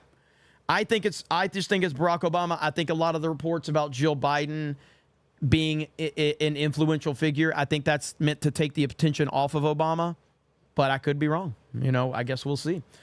William with a $5 gifted, or with a $5 super chat says, I could picture the Biden family meeting that led to this. We've got to protect our phony baloney jobs, gentlemen. We must do something. Harumph. Yes, I agree completely. I hear you on that one. Dugenheim with 5 gifted memberships. Thank you, Dugenheim. Jim Daniels with another 20. Says he would have done better to have the Ginger Billy guy from YouTube do this interview. This was if I was to give an honest assessment of that interview, all things considered as to what's going on with Joe Biden right now, I would have to give that interview if we're doing a scale of 1 to 10, that interview was a 3. I'll be honest, it was a 3, maybe a 2. It's not as bad as it probably could have been because he could have said something incredibly stupid, but it was a really bad interview. It was a really bad interview. Coalee says, so old he forgot he's part of Big Pharma. Exactly. East Coast Toasted Boy says it costed him the same as Thanos, everything. Mike Wells says, how does it take a debate for people to realize this guy isn't mentally there when we all knew this for 4 years?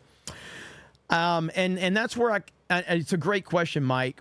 And I think that's where the normie argument comes in. So like when you see people like XQC, who's a massive Twitch streamer who pulls, 20,000, 30,000 people watching his streams or whatever, or he's a kick streamer now.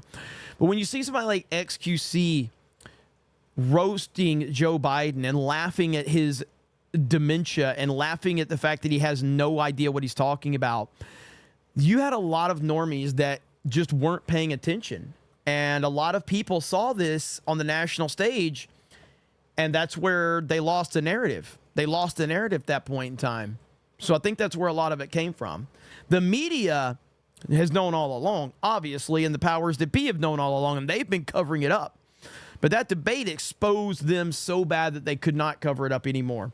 And you can't put the toothpaste back into the tube. Nightmare says, Ashley Biden, heart a shower with your dad's simulator. Oh, my God.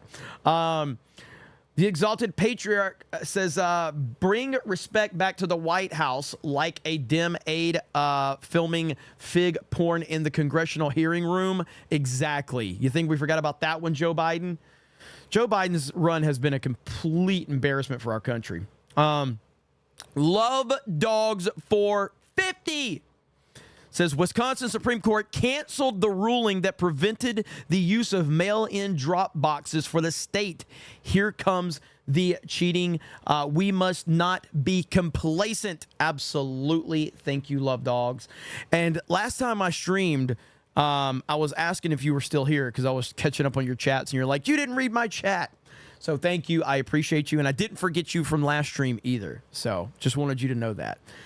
Yes, but we must not be complacent. We have to stand our ground and move forward. And again, my analogy on this is the third quarter. We're the New England Patriots, and we are going up. We are against the Atlanta Falcons, and we're down 28-3. Now, for all the Falcons fans out there, I hear you, okay? I hear you, Falcons fans. I know it's painful to hear that. Me as an Alabama fan, if I had to constantly be reminded of the kick six by my, a streamer I'm always watching, I'd probably be like, bro, please, can you shut the fuck up about the kick six? I don't need to hear about the kick six ever again. All right? I don't need to hear it. So I do understand to all of the Falcons fans out there. I hear you. Thank you, Love Dogs. I saw you. Let's see. All right. The poll is ending Obama 60%. Jill 40%. It's pretty close. It's pretty close. So I do understand that. I do understand people having strong opinions on that one. Raider, was that? Oh, did I miss that one? Raider dropped 10 subs over on Kick. I see you, Raider. And Retro Collective dropped one last night, too. So I apologize, guys, for missing that. I was playing games last night, and I probably just missed that one. So my apologies. Jim Daniels, there's your becoming a member, and you dropped a ton tonight. Thank you so much. Demajanai. What's up, Demajanai? Man needs to be in a home, not the White House, 1,000%. Eric K says, come on, man. I was talking to the guy. You know the guy. I was telling him how my son Bo and my uncle were eaten by cannibals in World War I. Jonathan Bordeaux, what's up, Jonathan? Biden is like the Yankees right now, lifeless. William says, what if Biden resigns the presidency and we get the rhyming chick? We'll have to change all of our merch. Felon 48. That is true. That is true, actually. That's a good point. Emilio for $20 says Donald Trump now has a lead too big to rig, so I fear he will slip in the shower or have a sudden aneurysm. I'm worried about it too. I'm very worried about it. It is a concern. Dave Chandler for $25 says Biden, as damaged as he is the one sitting in the Oval Office. No one with his character just gives up that kind of power. We're watching a genuine power struggle between the Bidens and the Obamas in real time. It's sick. And that's a very valid point for sure. It's hard for me to argue that point, but it's also hard for me to not feel like this is just a third term for Barack Obama. Because I don't feel like Joe Biden won anything in 2020, and I'm not even talking about the 2020 election. I'm talking about the nomination. I don't even feel like he won the nomination. I feel like the whole thing was rigged. The whole thing. Because he was the easiest to control. That's kind of how I look at it. But so I just feel like this is at a third term of Obama's. But I do understand your point, and there is something to that. There is something to that to wonder. So I just don't know, man. This is wild times, and if you have not watched House of Cards, I would highly recommend watching it, except for the final season. And I know Kevin Spacey is a terrible person, but it just makes his portrayal of Frank Underwood that much better to know that he is truly a terrible person, because Frank Underwood's a terrible person. But this is like House of Cards. What we're witnessing right now is like House of Cards. It's crazy, man. It's fucking crazy. John Kennedy for $10 says, check out the video Poppy Trumpo posted on his X account where Stephanopoulos polls him about being mentally ill challenged. Very funny. Keep up the good work. 63215. Thank you, John Kennedy. Appreciate you, man. Jim Daniels for 20 says, please, God, let's make the future things we say is at home in Wilmington. Well, that's where he's at the moment, apparently. Apparently, that's where he's at. We'll see. Jimmy Lee in the chat says, thanks for the gifted. We have a very, very giving and awesome community here. This snake pit is awesome, and I appreciate all of you. So thank you for all the support you give the chat and the discussions and all of that. I know we've got like this guy that's been in the Geeks and Gamers chat a lot too. I still haven't determined if he's a troll or if he's a fan pretending to be a troll. I don't know yet. Chat, what do you think? We have obviously had those in the past, so I haven't made up my mind if he's a troll or if he's an actual hater. I'm leaning towards a fan that's pretending to be a troll. I think. We'll see. Tweeted Tone says, I hate you, Jeremy. No, you don't. Alec Baldwin's fingers says, troll, he's MCU fan 2.0.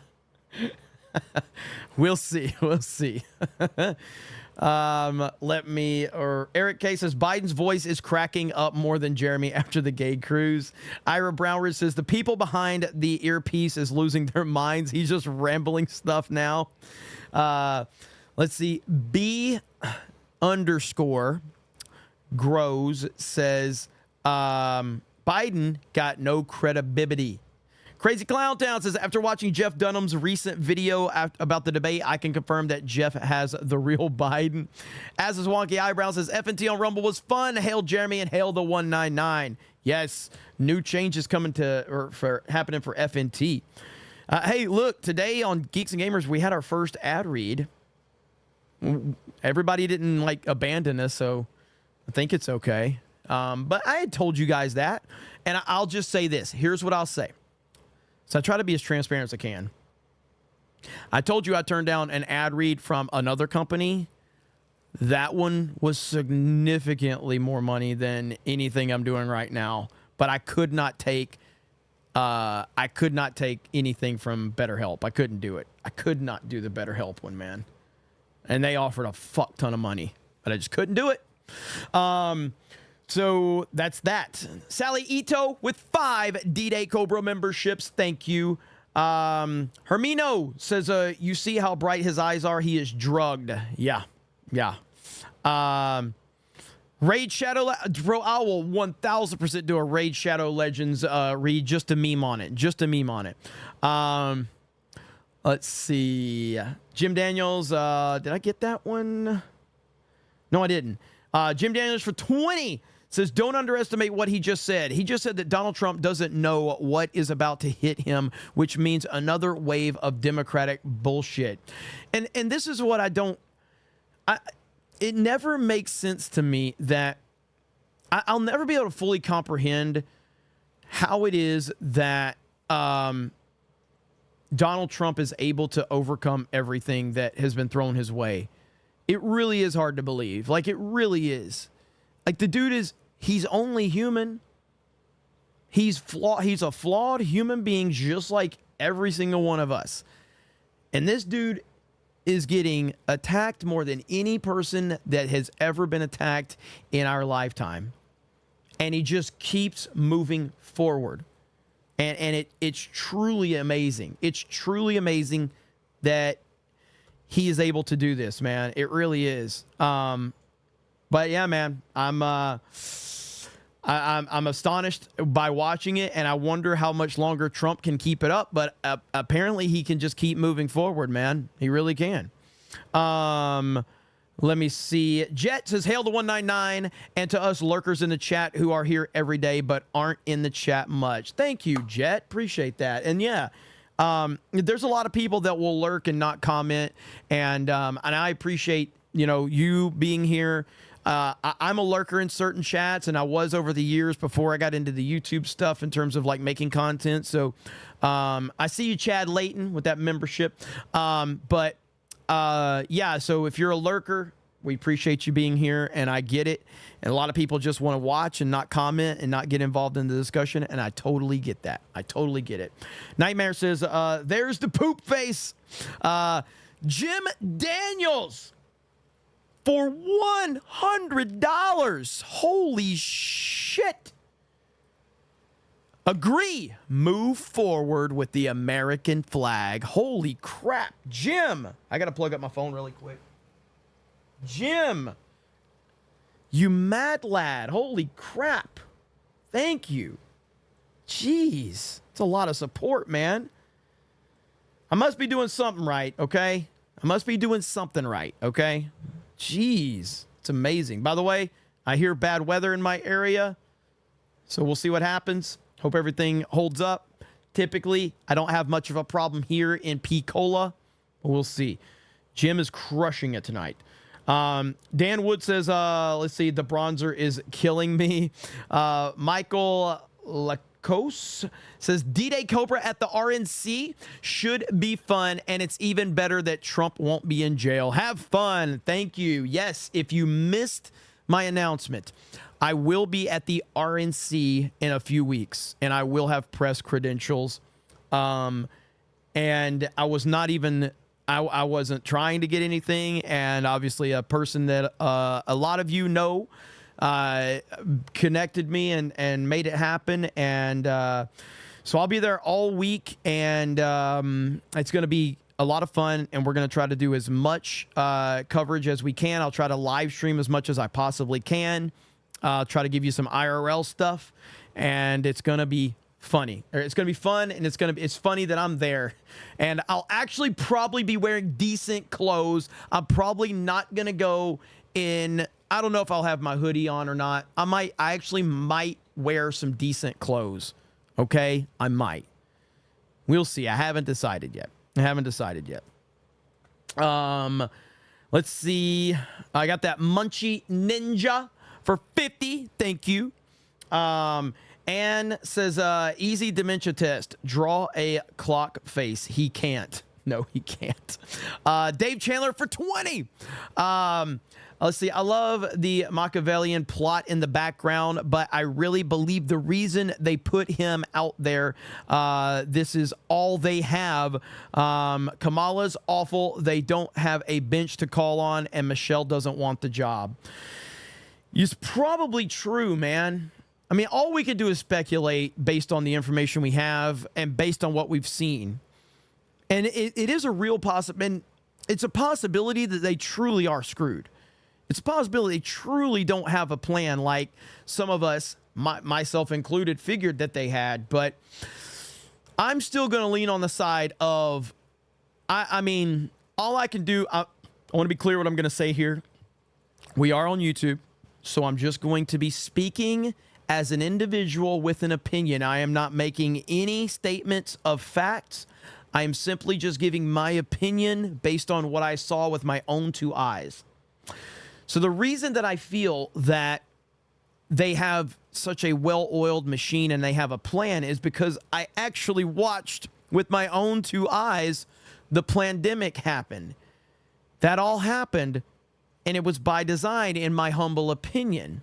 We then saw Donald Trump have a repeat in 2020 of 2016. Things were going in the same direction, and yet suddenly the voting just stopped out of nowhere, and all of the magical mail-in voting started to appear. I'm just saying, I watched it with my own two eyes, okay? So, there you go. Craig Morning says, President Tardo purporting for duty. Blast Radio says, Trump's a liar, but Biden just called himself a black woman. That's right. Let's see. Bert says, D.A. Cobra, I'm a subscriber, like your stuff, but you're jumping in too often, not giving us a chance to understand the flow of the interview. In other words, don't thump the gas pedal so hard. I don't know what you mean by that. I appreciate the feedback, but I don't fully understand what you mean. And that comment just came in. I'm going to read it one more time just so I can try to understand what you mean. He says, I'm a subscriber. I like your stuff, but you're jumping in too often. You mean, did I pause the interview too much? Is that what you mean? Not giving us a chance to understand the flow of the interview. In other words, don't stomp the gas pedal so hard. I think you're probably saying I was pausing too much. And I'll say that, and that's a fair criticism. When you are reacting to something, especially something like that, in my mind, I'm kind of conditioned to pause a lot because you have to make it transformative. When it's to Trump rallies and all of that, I tend to not pause. But when I'm doing something like that, you have to make it transformative. That's just part of it. So I do understand what you're saying, but you have to understand where I'm coming from too. But yes, I appreciate it, man. And that was a non-super chat that I just read. Oh, wow. He reads non-super chats? I thought he was a grifter. Well, I am a grifter. But in order to offset the fact that I'm a grifter, I read a couple of regular comments to pretend like I just care about the people. That's what Twitter will say. So there you go. He's only doing it to pretend.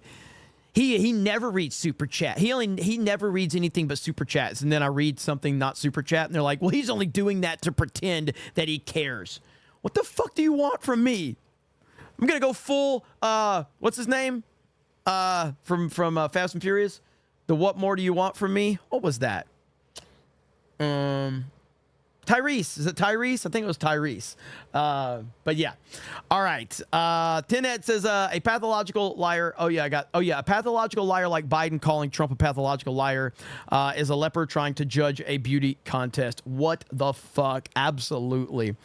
Crimson Raptor for $19.99 Says Trump is truly a generational figure, but I believe only someone being guided by God can put up with and defeat the powers that would crumble anyone else. Ultimately, this is what he was put on this earth for. God bless Trump.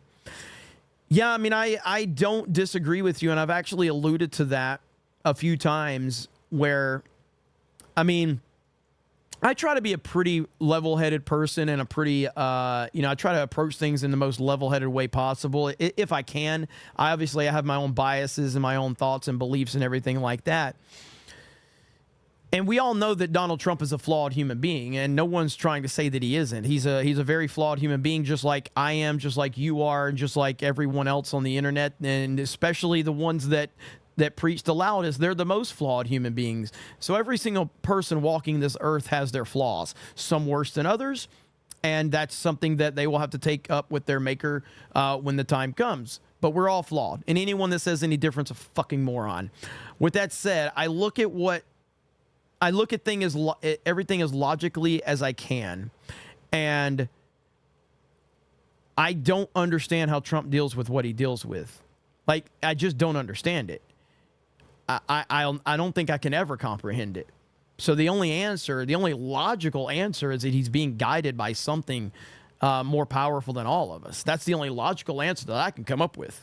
So, anyway, let's see here. Rye the guy says Trump never said drink bleach. Oh yeah, I got that one earlier.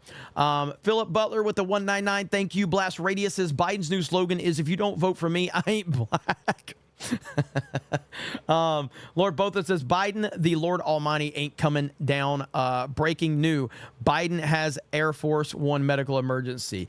Not true, but I hear the meme on that one. Jim Daniels for a 10 says, I know this President Trump 47 does spend time talking with underlings. He does what the F he wants to lead this country.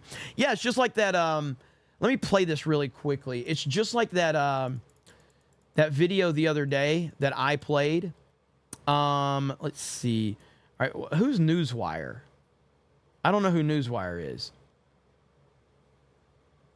Oh, shit. Okay. Looks like this is the New York Times. Oh, fuck off, New York Times. I'm not... Okay, hang on. See, I can't sign in. Here's what I got, okay? Some of Biden's upcoming fundraising events face new uncertainty, but I can't actually click it because I'm not signed up for it. But it says Biden campaign cancels plans for Wisconsin July fundraiser, New York Times. I click on it, and I can't actually read the article. So that's bad. That is bad. That's really bad. That's not a good sign if he's actually canceling fundraising opportunities in a swing state. That's bad. That's really bad. So let me check and see. Do I actually chat? Click on this one more time. No. Yeah, it keeps popping up. It wants my email address. I want to make my email address go fuck yourself at gmail.com and send that to them because, no, I'm not signing up for your dog shit website. Okay, so we'll see if somebody's got an archive link or something like that I can read. But that I ain't signing up for that. That's for sure. But let me see if I can find this clip because this is one of the great clips if I can find the bookmark.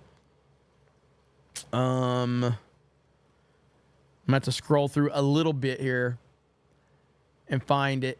There's Joe Scarborough. There's so many things right now that I'm seeing on my timeline. Let's see. Oh, the PewDiePie thing got community noted that I covered the other day. Let me show you this real quick because this is what I was talking about. This is from Tom Fitton right here. He said this. Hey everyone, I got some news on Joe Biden. I've been hearing that he's going to resign on Monday. The information I have is pretty reliable. Sure enough, the Biden people are putting out there and leaking that he's considering not running for president, stepping aside from the campaign. But given the reasons for him having to do that, his cognitive fitness, it stands to the reason he's going to have to leave the presidency as well.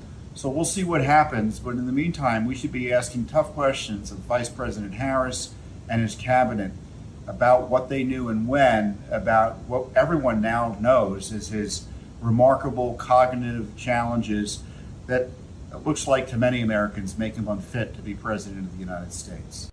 Hey everyone, I got some news. So that's that. That's not a confirmed report. I mean, it's just a rumor. So we have to, look at it from that perspective. And let's see here. I'm looking now. See if I can find that clip. Can't be far from it. But this is the boss, man. Trump's the boss. We need the boss back in office. We need a guy who will actually handle business and not put up with any bullshit. And that's exactly what Trump is all about. And this whole thing, it was, who was it? Was it Sage Steele that did the interview? I can't remember. Twitter, why is Twitter moving so slow? Twitter's moving very slow. Here it is. Finally found it. Here we go, right here. This is alpha Chad energy to another level. I made a video on this topic right here. Here we go. I'm gonna give you my favorite President Trump story. This is my #1 favorite of all time. When we were negotiating with the Taliban, while President Trump was still the president, President Trump wanted to get out of Afghanistan, but he wanted a conditions-based withdrawal, meaning that you do what we tell you to do, and then we will start pulling troops back slowly as long as you abide by our rules. It's President Trump and Mike Pompeo, and they are talking to Taliban leadership in the room, and they had one translator in the room. President Trump looked at the Taliban leader and said this: I want to leave Afghanistan, but it's going to be a conditions-based withdrawal. And translator translated. And he said, if you harm a hair on a single American, I'm going to kill you. And the translator goes, and Trump goes, tell him. Yes. Tell him what I said. Tell him what I said. Reached in his pocket, pulled out a satellite photo of the leader of the Taliban's home and handed it to him. Shut up. Got up and walked out the room. Yeah. I'm gonna give him alpha male right there. Like, what an absolute boss. What a boss. Insane, dude. That's what we have to have more of right there. How does America not want that as the person running this country? Of course. Of course that's what we want. Holy crap, that's an awesome story. It's an awesome story. It really is. Let me see what people are saying right now. All right, so so a lot of people are talking about this now. I still don't fully trust this account either because they post some sketchy stuff sometimes too.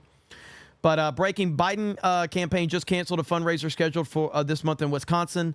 Allegedly, several other events across the country may be canceled as well. Woo! Things are not looking good for, it looks like it's Jover. It looks like it's Jover. Woof! Not good at all. Let's see. All right, here we go. So we're getting more information now. We're getting more information. Colin Rugg, who I do trust, just in, President Biden's Wisconsin campaign fundraiser has been called off after donors failed to commit enough money. According to the New York Times, donors started dropping off after the debate. The campaign had hoped to raise $1 million from the event, but after the debate, the campaign officials reset the event's goal to $500,000. According to one person involved in arranging it, the Times reported. Even that proved to be more than Wisconsin donors were willing to give to Mr. Biden. Plans for the event are now off. Biden says he has completely ruled out dropping out of the race. Holy shit.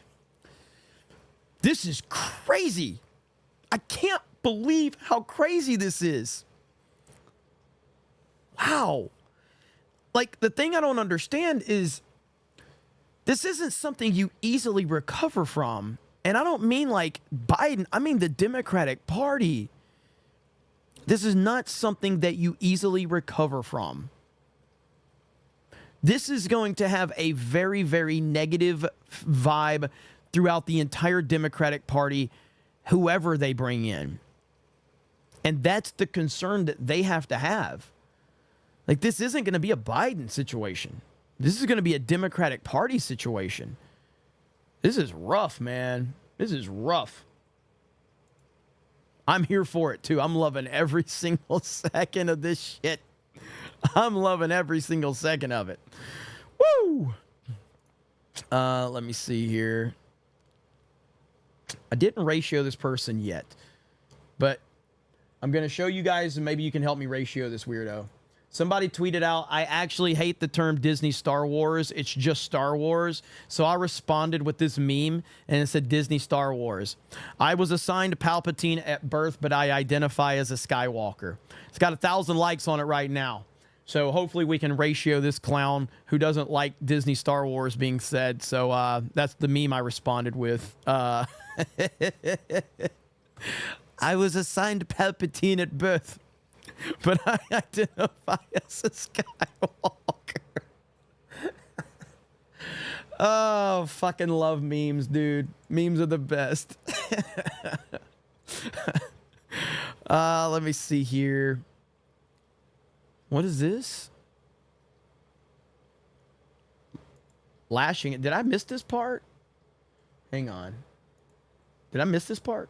Martha Raddatz, the president is talking to a lot of people, but he appears to be listening to a very tight circle. Oh, yeah. Okay, a very tight circle. Yeah. And administration officials I have spoken to said that very tight inner circle is telling them he can win, that he needs to keep going. This, of course, includes his wife, Jill, who they said is lashing out at those who want him to get out of the race.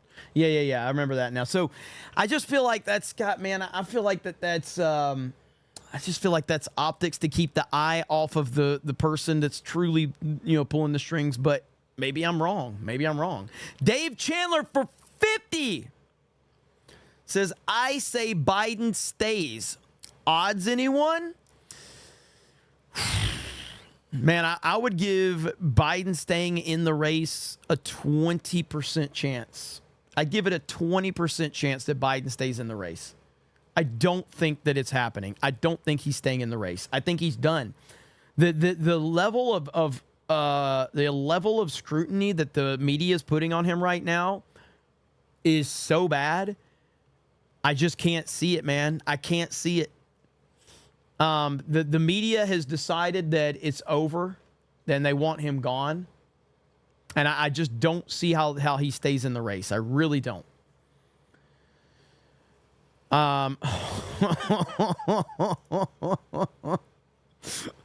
Look at this. If Twitter would work. Remember when Biden was talking about the crowd that he pulled? That's a MAGA crowd up top, and that's the crowd Biden pulled right there. Oh, no. Oh, man. Come on, man. Jeez. Woo!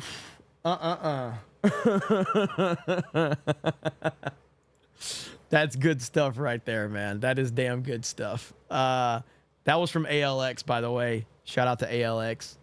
ALX is good peeps. Let me see. I'm seeing if there's any more updates. Now, this is from 8 hours ago, but this is from 8 hours ago. Let me refresh. Just in 8 hours ago, according to CNN's Van Jones, top-level Democrat operatives are now discussing how to replace Joe Biden, not whether to replace him. They're also asking, who should Kamala's vice president be? The Democrats are in total crisis mode is so satisfying. The Democrats in total crisis mode is so satisfying. While I do agree with them being in crisis mode is satisfying, I would say be careful what you wish for. Because what if Kamala's VP is Hillary Clinton? I'm just saying. What if the VP is Hillary Clinton? What then?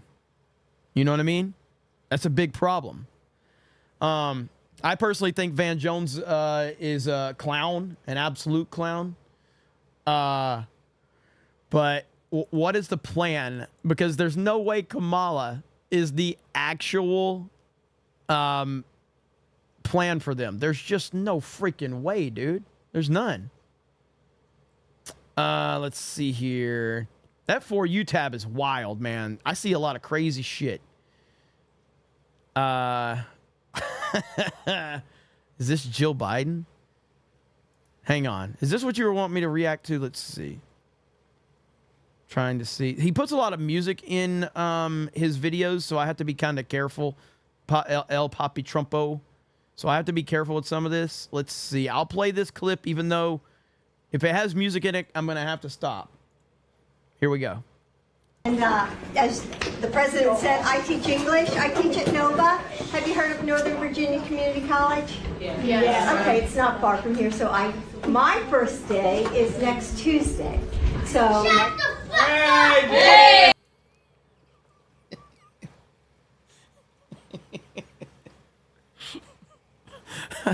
All right, that's a good edit. That's a good edit.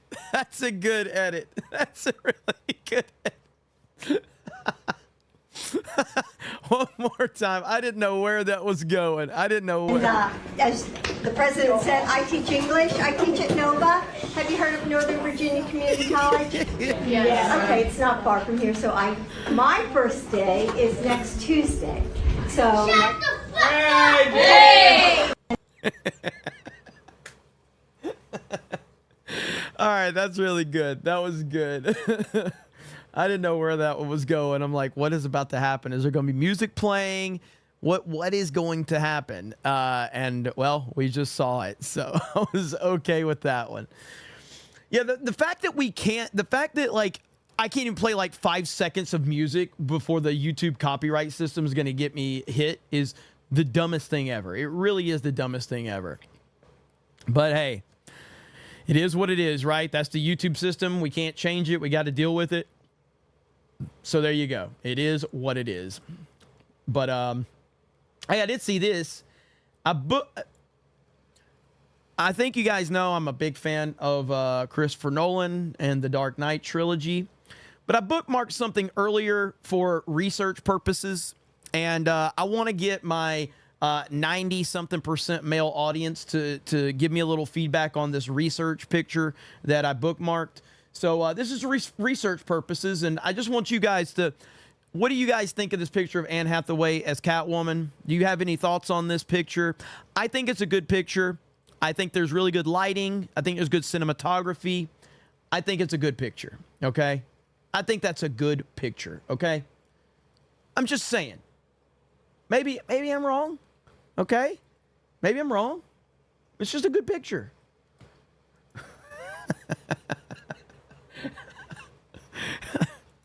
Listen, I know I played a lot of Kamala clips the other day. I'm still paying that one back, okay? I'm still paying that one back, all right?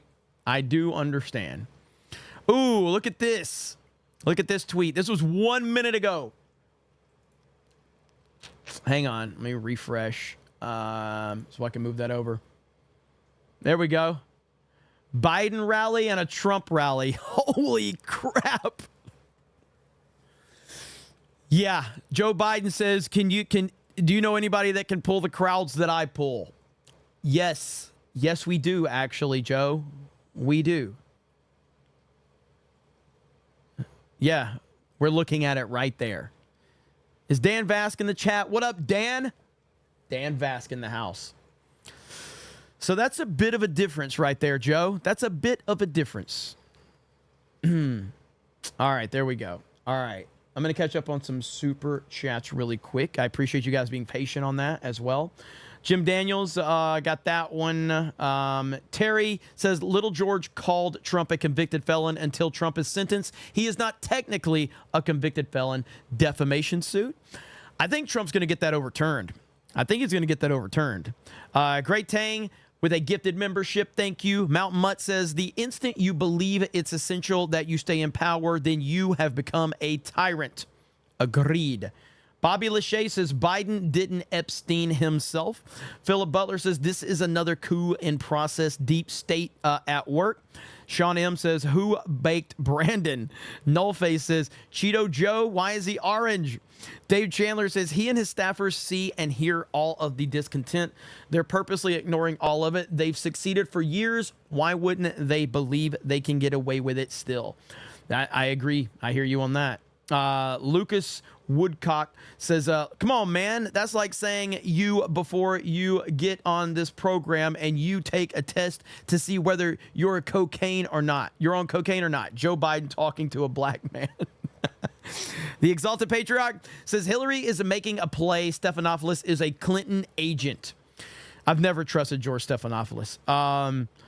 Juice Cannon says, Jeremy, tell us what happened between you and EVS. You avoided the question before. I ain't starting trash. I just want to know. I mean, nothing. I went my way after I left the High Council because I had other things I wanted to focus on. And I've moved on. Other people haven't. And that's really the end of the story. There's nothing more to tell, really. I mean, there's other people that have tried to bring drama into things to stir stuff, but I left the High Council and because I had a sports channel to focus on, which has become an extremely successful sports channel for geeks and gamers. And I was happy about that. And hang on. And I've moved on, and there's a lot of drama. There's a lot of people that are obsessed with FNT and Ripaverse and Geeks and Gamers, and that's the name of the game. That's the name of the game. When you are successful, people are going to be focused on you. Just like when I focus on Disney Star Wars. For a lot of people, Ripaverse is their Disney Star Wars. That's the name of the game. It means Eric's doing good. It means G&G's doing good, and it means FNT's doing good. So that's it. That's it. Not So Average Jeff with a member message says, thank you to the greatest community on the internet for the years of gifties. This community is beyond special and second to none. Love and appreciate you all. Thank you, Not So Average Jeff. I appreciate that. Fantastic Mr. Knox says, God damn, I didn't think it would get any worse for Crooked Joe. It's so freaking bad right now. But hey, the Democrats have themselves to blame. They do. They absolutely do. Dave Chandler says, Obama, the Democrats, and the media. Joe needs to go. Joe Biden and his family make me. That's essentially where we are. That's essentially where we are. Emerald Eyes says, the only thing strong about Joe is the stench coming from his depends. He lies more than a cheating spouse caught with lipstick on his collar. Fantastic Mr. Knox says, Jake likes kitty sniffers. Oh, hi, Jake. Oh, that's the Jake weirdo that's in my chat. Yeah, I hear you. Jim Daniel says, please, God, let's make sure the future things we say is at home in Wilmington. BFSD jumped on me. Why does the chat jump like that? Why does it do that? It always does that shit. I got to scroll all the way back up now. I know. I have such a hard life. Poor me. BFSD says, I believe that Jill and Hunter have Biden's ear more than Obama does. Their families don't get along. Joe is listening to Jill and Hunter. Let's see. Daniel Davis says, Biden's mind is so gone that he believes his own lies and delusions. Wow, he is truly gone. God help us. John Kennedy, I got that one. Emilio, thank you for that 20. Celluloid Dream becomes a new member. Thank you. The Fixer says, check Gold Crown Politics prediction. Yeah, I checked out their predictions sometime for sure.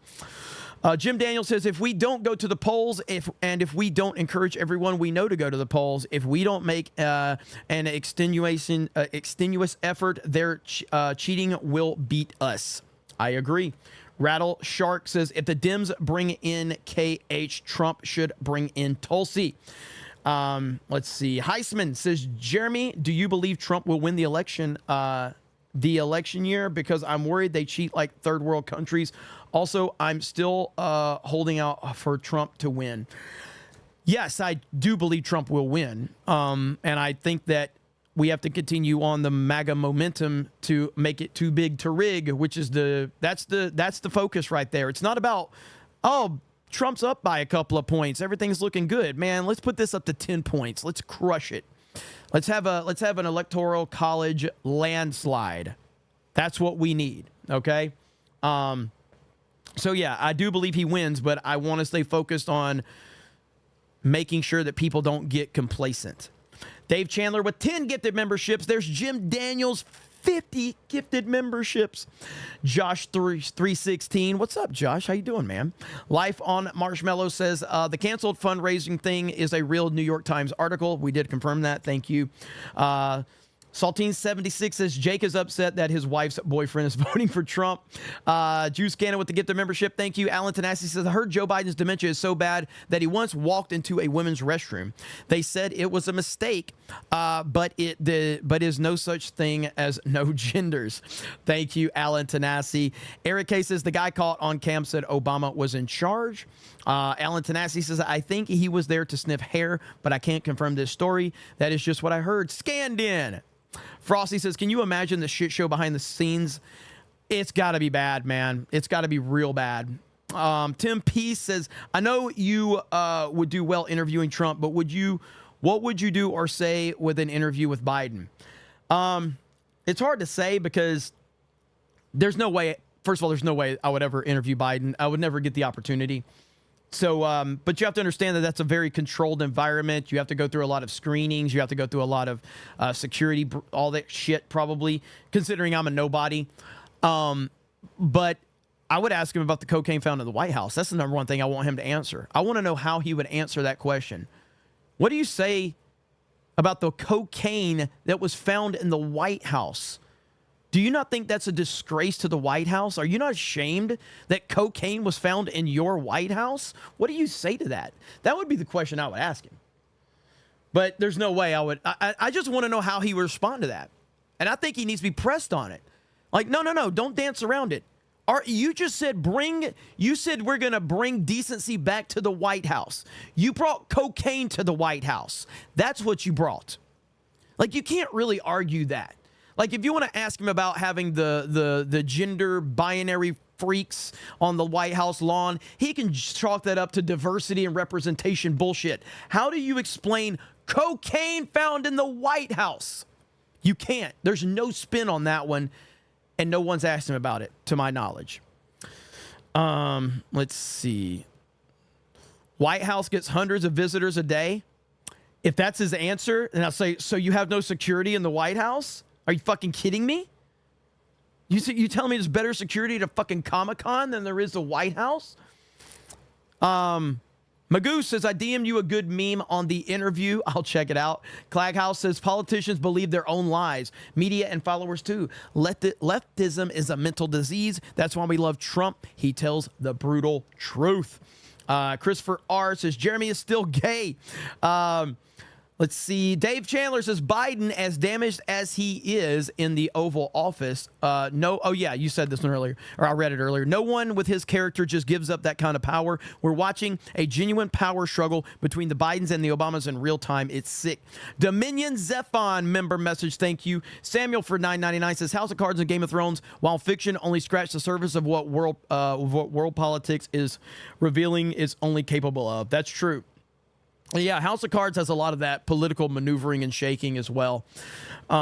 Lisa becomes a new member of the Snake Pit. Thank you. There's my boy Chad Layton, who was a big supporter last night during that gaming stream. I appreciate that, man. Zeke the Wise says, Jeremy, do you think the Democrats will back Kennedy when Biden taps out? Absolutely not. Absolutely not. I think RFK is a fucking joke, and I think even the Democrats think he's a fucking joke. I have credibility. Congratulations on the ad read. That's all. Camel toe tag.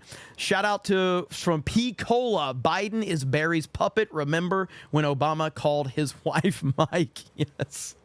Crystal D says, Jeremy, could this have been Barack's third term? Jeremy, could it be that has been Barack's third term? However, Biden's reached such a decline. Hunter and Jill saw their chance to move in and snipe Joe out of Obama's control. That's a good point too. That's a good point. It's really, man, it's fascinating. It's fascinating that we're witnessing this right in front of our very eyes. Like, all that stuff that we've heard is real, like all of it, and there's no disputing it, which I think a lot of us already knew that, but now we're actually watching a real life, like, TV show happening right before our very eyes with the American political landscape right now, and it's all to stop Donald Trump. It's crazy. Lisa says, sorry, I disappeared for a few months. I'm back. Well, we're happy you're back, Lisa. Welcome back. Let's see. The Paladin Jock says, economics degree here. Moody's made almost the same exact forecast in 2016. Google Moody's Politico 2016 forecast. It's almost identical. Oops. Yeah, I mean, well, in 2016, they did. I'll have to look that up. Shadow Saiyan 737 says the only way to upset Jeremy is to tell him he missed out on a recent Titanfall 3 DLC. You hit me where it hurts, brother. You hit me where it hurts. Let's see. Coop says Jake is begging for the best Trump story of Trump. East Coast Toasted Boy says wear the American flag suit to the RNC or I got news for ya. Elite Neo says I heard our hometown mentioned. No inclement weather gonna keep us down. Pensacola strong. Yeah, it feels like it passed over, so I don't think any weather actually hit here. Brer says congenital grifter. Jared the American. DeSantis canceled events before he dropped out. That is true. Hot Fart Fernando says Jay has been so eloquent tonight. You know, I saw somebody during FNT, and they said that they said I agree with Jeremy when he agrees with Jay, and I'm like, you guys are evolving the meme, and it's freaking amazing. Alec Baldwin's finger just dropped 50 gifted memberships. Holy shit. 50 gifted memberships. Holy crap. My boy don't miss. My boy don't miss. Glee Man says even King David was an adulterer, a liar, a murderer, and was still a man of God after God's own heart. Something supernatural appearing to be working around Trump. Agreed. Blackguard says, in my opinion, Trump has so much FU money and he's old that he doesn't care what people think of him anymore. He knows how the system works because he's used it. The powers against him are just mad because he calls them out. I mean, I do agree, like, in theory, but the thing is you can say whatever you want about Trump. You can say he has an ego. You can say he's, this world famous person. And all these things are true. And thank you, Blackguard, for 10 gifted memberships as I'm reading your super chat. But I look at it and I go, he still has a family that he loves. He loves his family. He's raised, and this is what the true test of a man is. What are you kids? How did your kids turn out? And that's obviously not a, some people aren't, you can't be 100% on that, but you don't raise kids as good as he has without have a good family structure. You just don't. Like, none of his kids were like partying and drinking and being on drugs. And of course they all were billionaires. Like they were the son of a billionaire, and they never got into controversy. You never saw them doing any wild and crazy things. You just never saw that. And so I look at that and I go, as much as they attack him, but they've also attacked his family. And that has to be hard. That has to be tough. That's the tough part that I think would weigh anybody down, including him. And I think it has had a toll on him. And I heard it the other day, actually. Who did I hear that? Let me pull up my... Was it, I want to say it was Piers. Yeah. Piers Morgan had Glenn Beck on. Right? Is that right? Yeah. Piers Morgan had Glenn Beck on. And they were talking about Trump. Here it is. Let me see if I can find this. Let's see. Does he start out? Okay. I don't remember the timestamp on it, so we're just going to play. Let's see, default view. Okay. This is some interesting stuff right here. Did we get more gifted memberships? The fuck's happening? Jim Daniels with 10 more gifted memberships? Holy crap. You guys are crazy tonight. What the hell is happening? All right, right here. First of all, so this is Glenn Beck talking about how he changed his mind on Trump. Understand a lot of we do agree on an awful lot, and we disagree. But you're a citizen of Great Britain, and I'm an American, and I think there's a lot of things that people just don't understand about America, including what a conservative or right wing means here in America. It's vastly different than the understanding in Europe. Well, actually, the first question I was going to ask you is, you've kind of evolved. I mean, correct me if I'm wrong here, but evolved politically over several decades. How would you describe your personal politics? I don't know if I've evolved in my politics. I've evolved in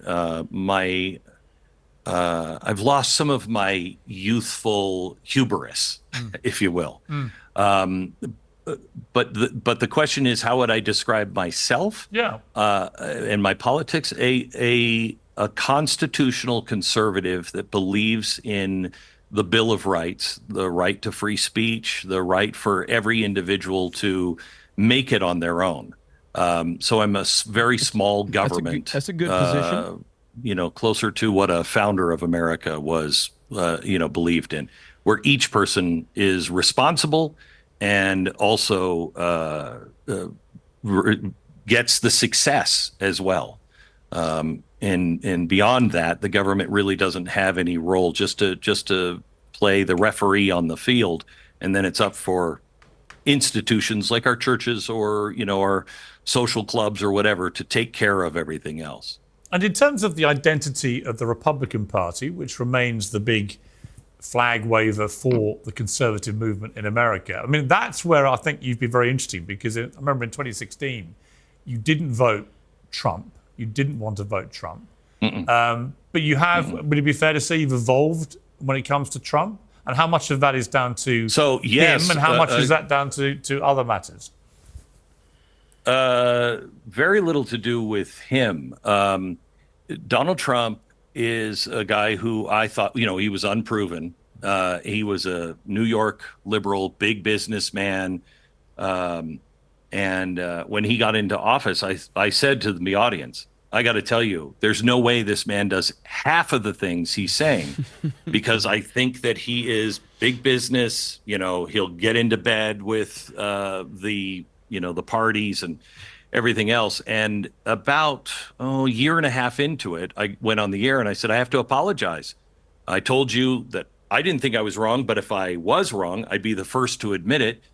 I think when I watched him, every president has said that they would recognize Israel and its capital city is Jerusalem. No president has ever done it because they don't want to buck our Department of State. And they've always been saying, oh, that's just going to be the worst thing ever. And then he started making peace in the Middle East. And I thought, he may be doing some of the things that I didn't like, but there were many things that I never thought he would do that I agreed with. So I like him off air personally a lot. He's not the guy he appears. I'm sure you know. No, he's not. I know him very well, like you do. He can be very charming in private, and he can actually show a lot of things like empathy and so on, which he just refuses to show as a politician, which I find really interesting. When I left, I do too. When I left CNN, and I think I'm right in saying that you gave it 4 seconds of your time, my departure from CNN. You said on your radio show, so we're going to do that after we mourn the loss of Piers Morgan. Okay, we're done with that. I think you mourned the loss of Piers Morgan to CNN in America for about 4 seconds, Glenn. But I have to say, the reason I mentioned that, it made me laugh, and fair enough, because I'd whack you a few times. But actually, what was interesting about it was...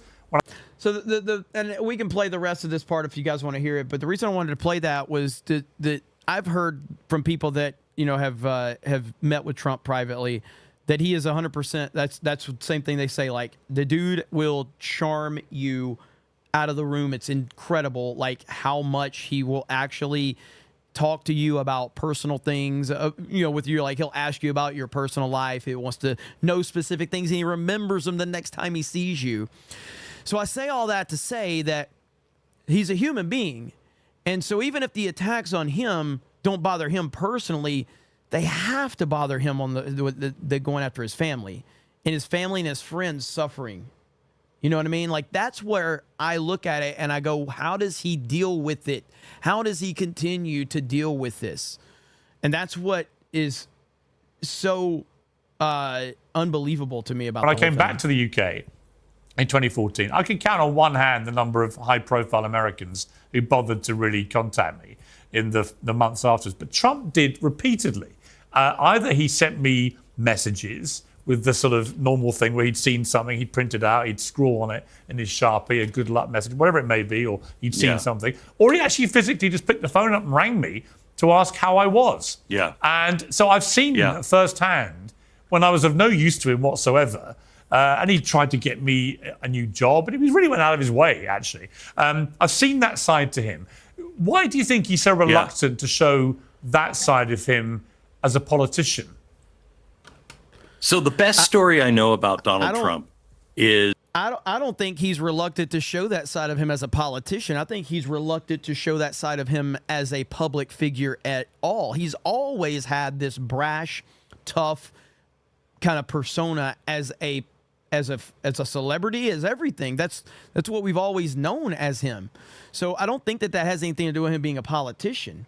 That has everything to do with him being who he's always been. He's always projected strength because he's always had to project strength out there. And because that's how you get things done in the world of business and real estate.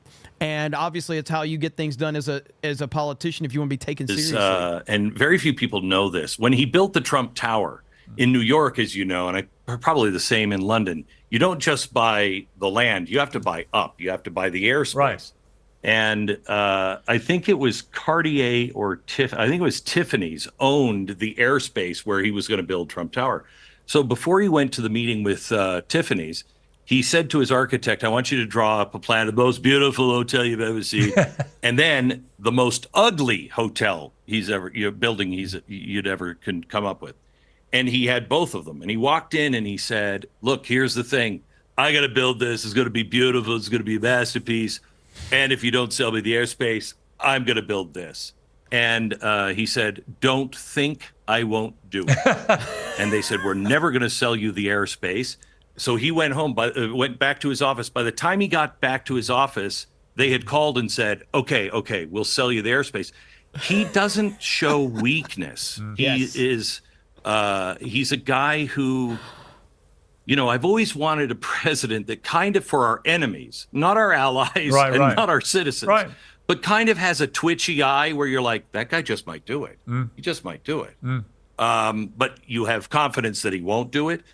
Donald Trump has that twitchy eye with enemies, and he likes that and thinks that anything where he shows the softer side of him weakens him in real powerful situations. I think that's disagree with that. True. Yeah, I completely agree. I disagree with him. I've told him that I think, for example, during COVID, I felt that sometimes you've got to be comforter-in-chief as much as commander-in-chief. You've got to kind of embrace the people and say, you mean when during COVID when he would say that this is going to go away in no time, it's not a big deal, and the media attacked him relentlessly for saying he's not taking it seriously. You mean that, Piers Morgan? That's exactly what Trump did. Trump got out there and tried to sit there and go, this is not a big deal. It's going to go away in a couple of weeks. Not a big deal, blah, blah, blah, blah, blah. And they attacked him for it. I know what you're going through here. Yeah. I think if he'd done a little bit more of that, he might well have got reelected.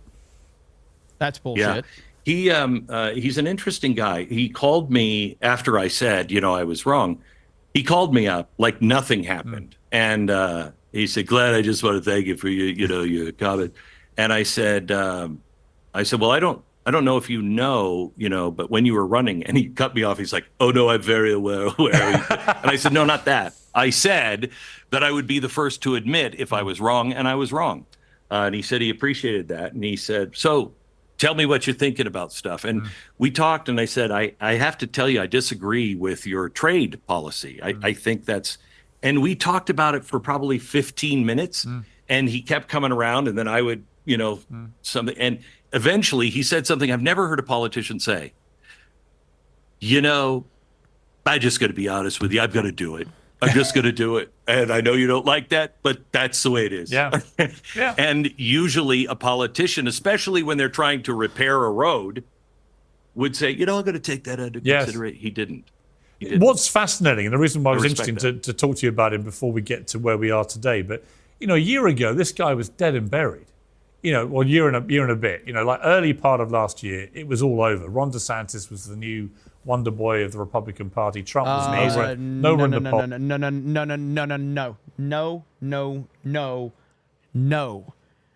No. In no point in time did Ron DeSantis ever stand a chance against Donald Trump, and that is a fucking lie. There ain't no chance in hell that DeSantis ever stood a chance. The moment that DeSantis came out against Donald Trump, his career was done. His campaign was done. He never had a fucking chance. And that's such a stupid way of looking at things by saying that, because it's not true.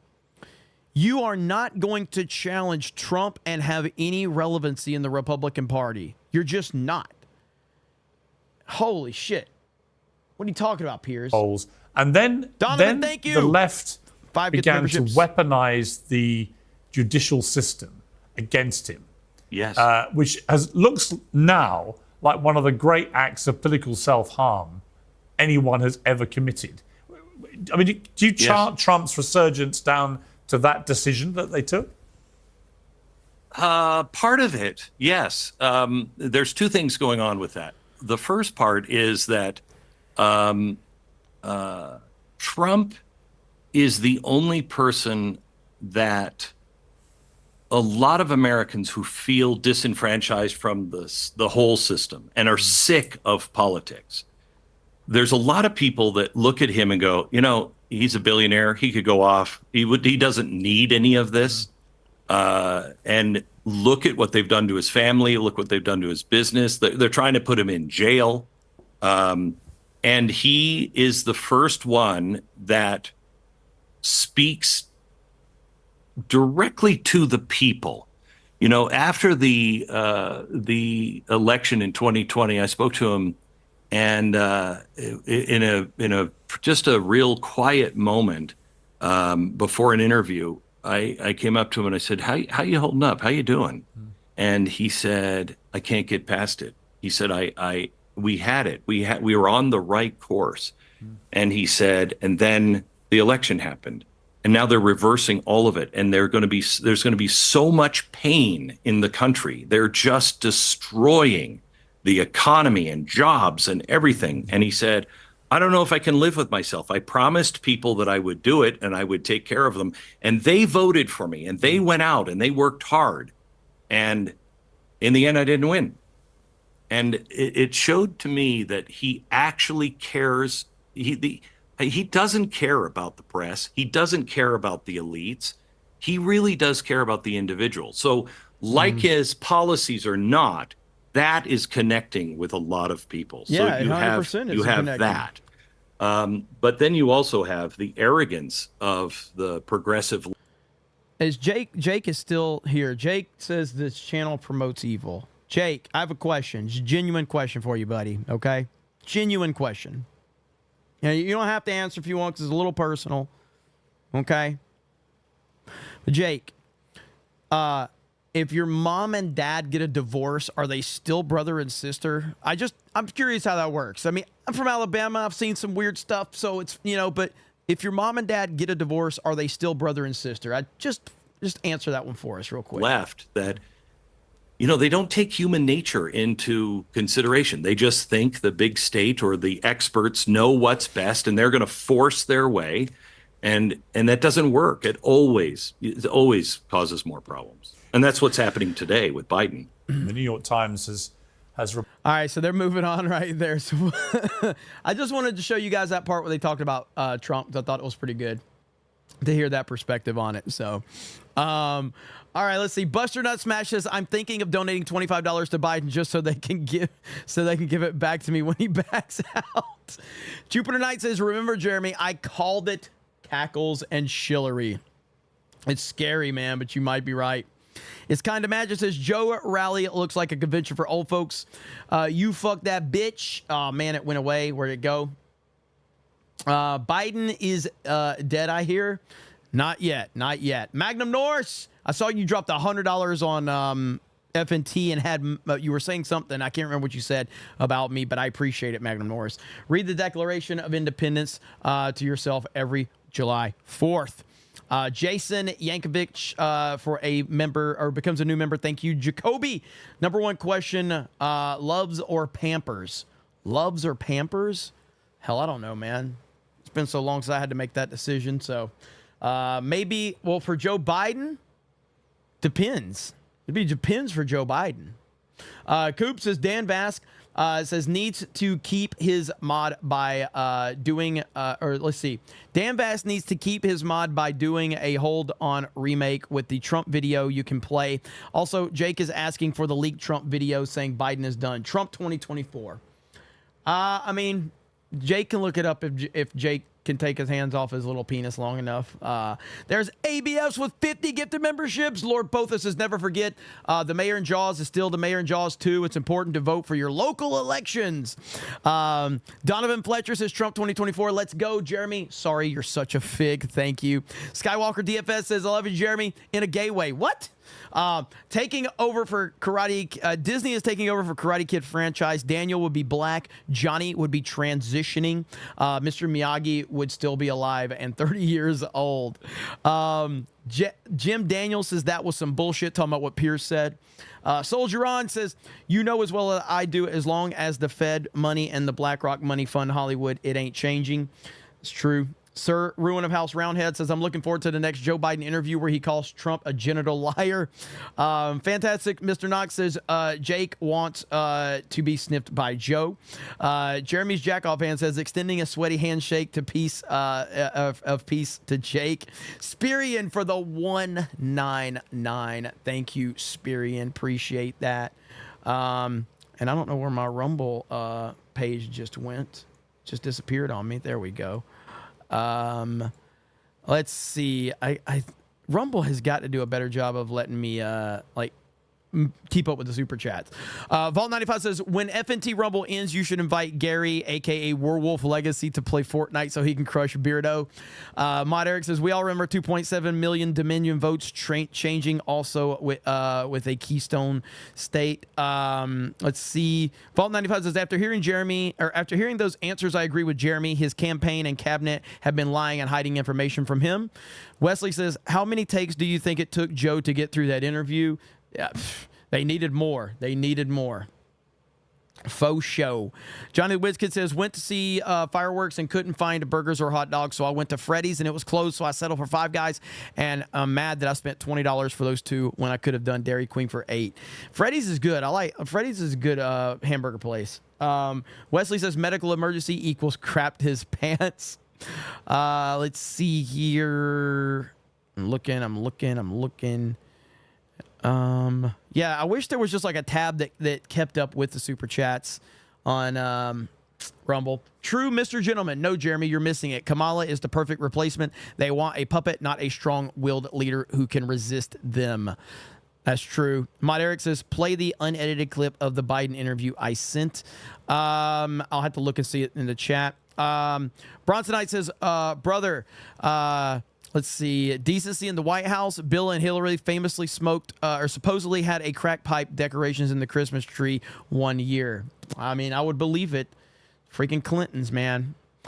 And Enoch over on Rumble says, amazing how no one remembers that Piers Morgan was deported from the USA for a crime of sedition and for calling to cancel the Second Amendment. I remember the thing with him and Alex Jones on CNN, if I'm not mistaken.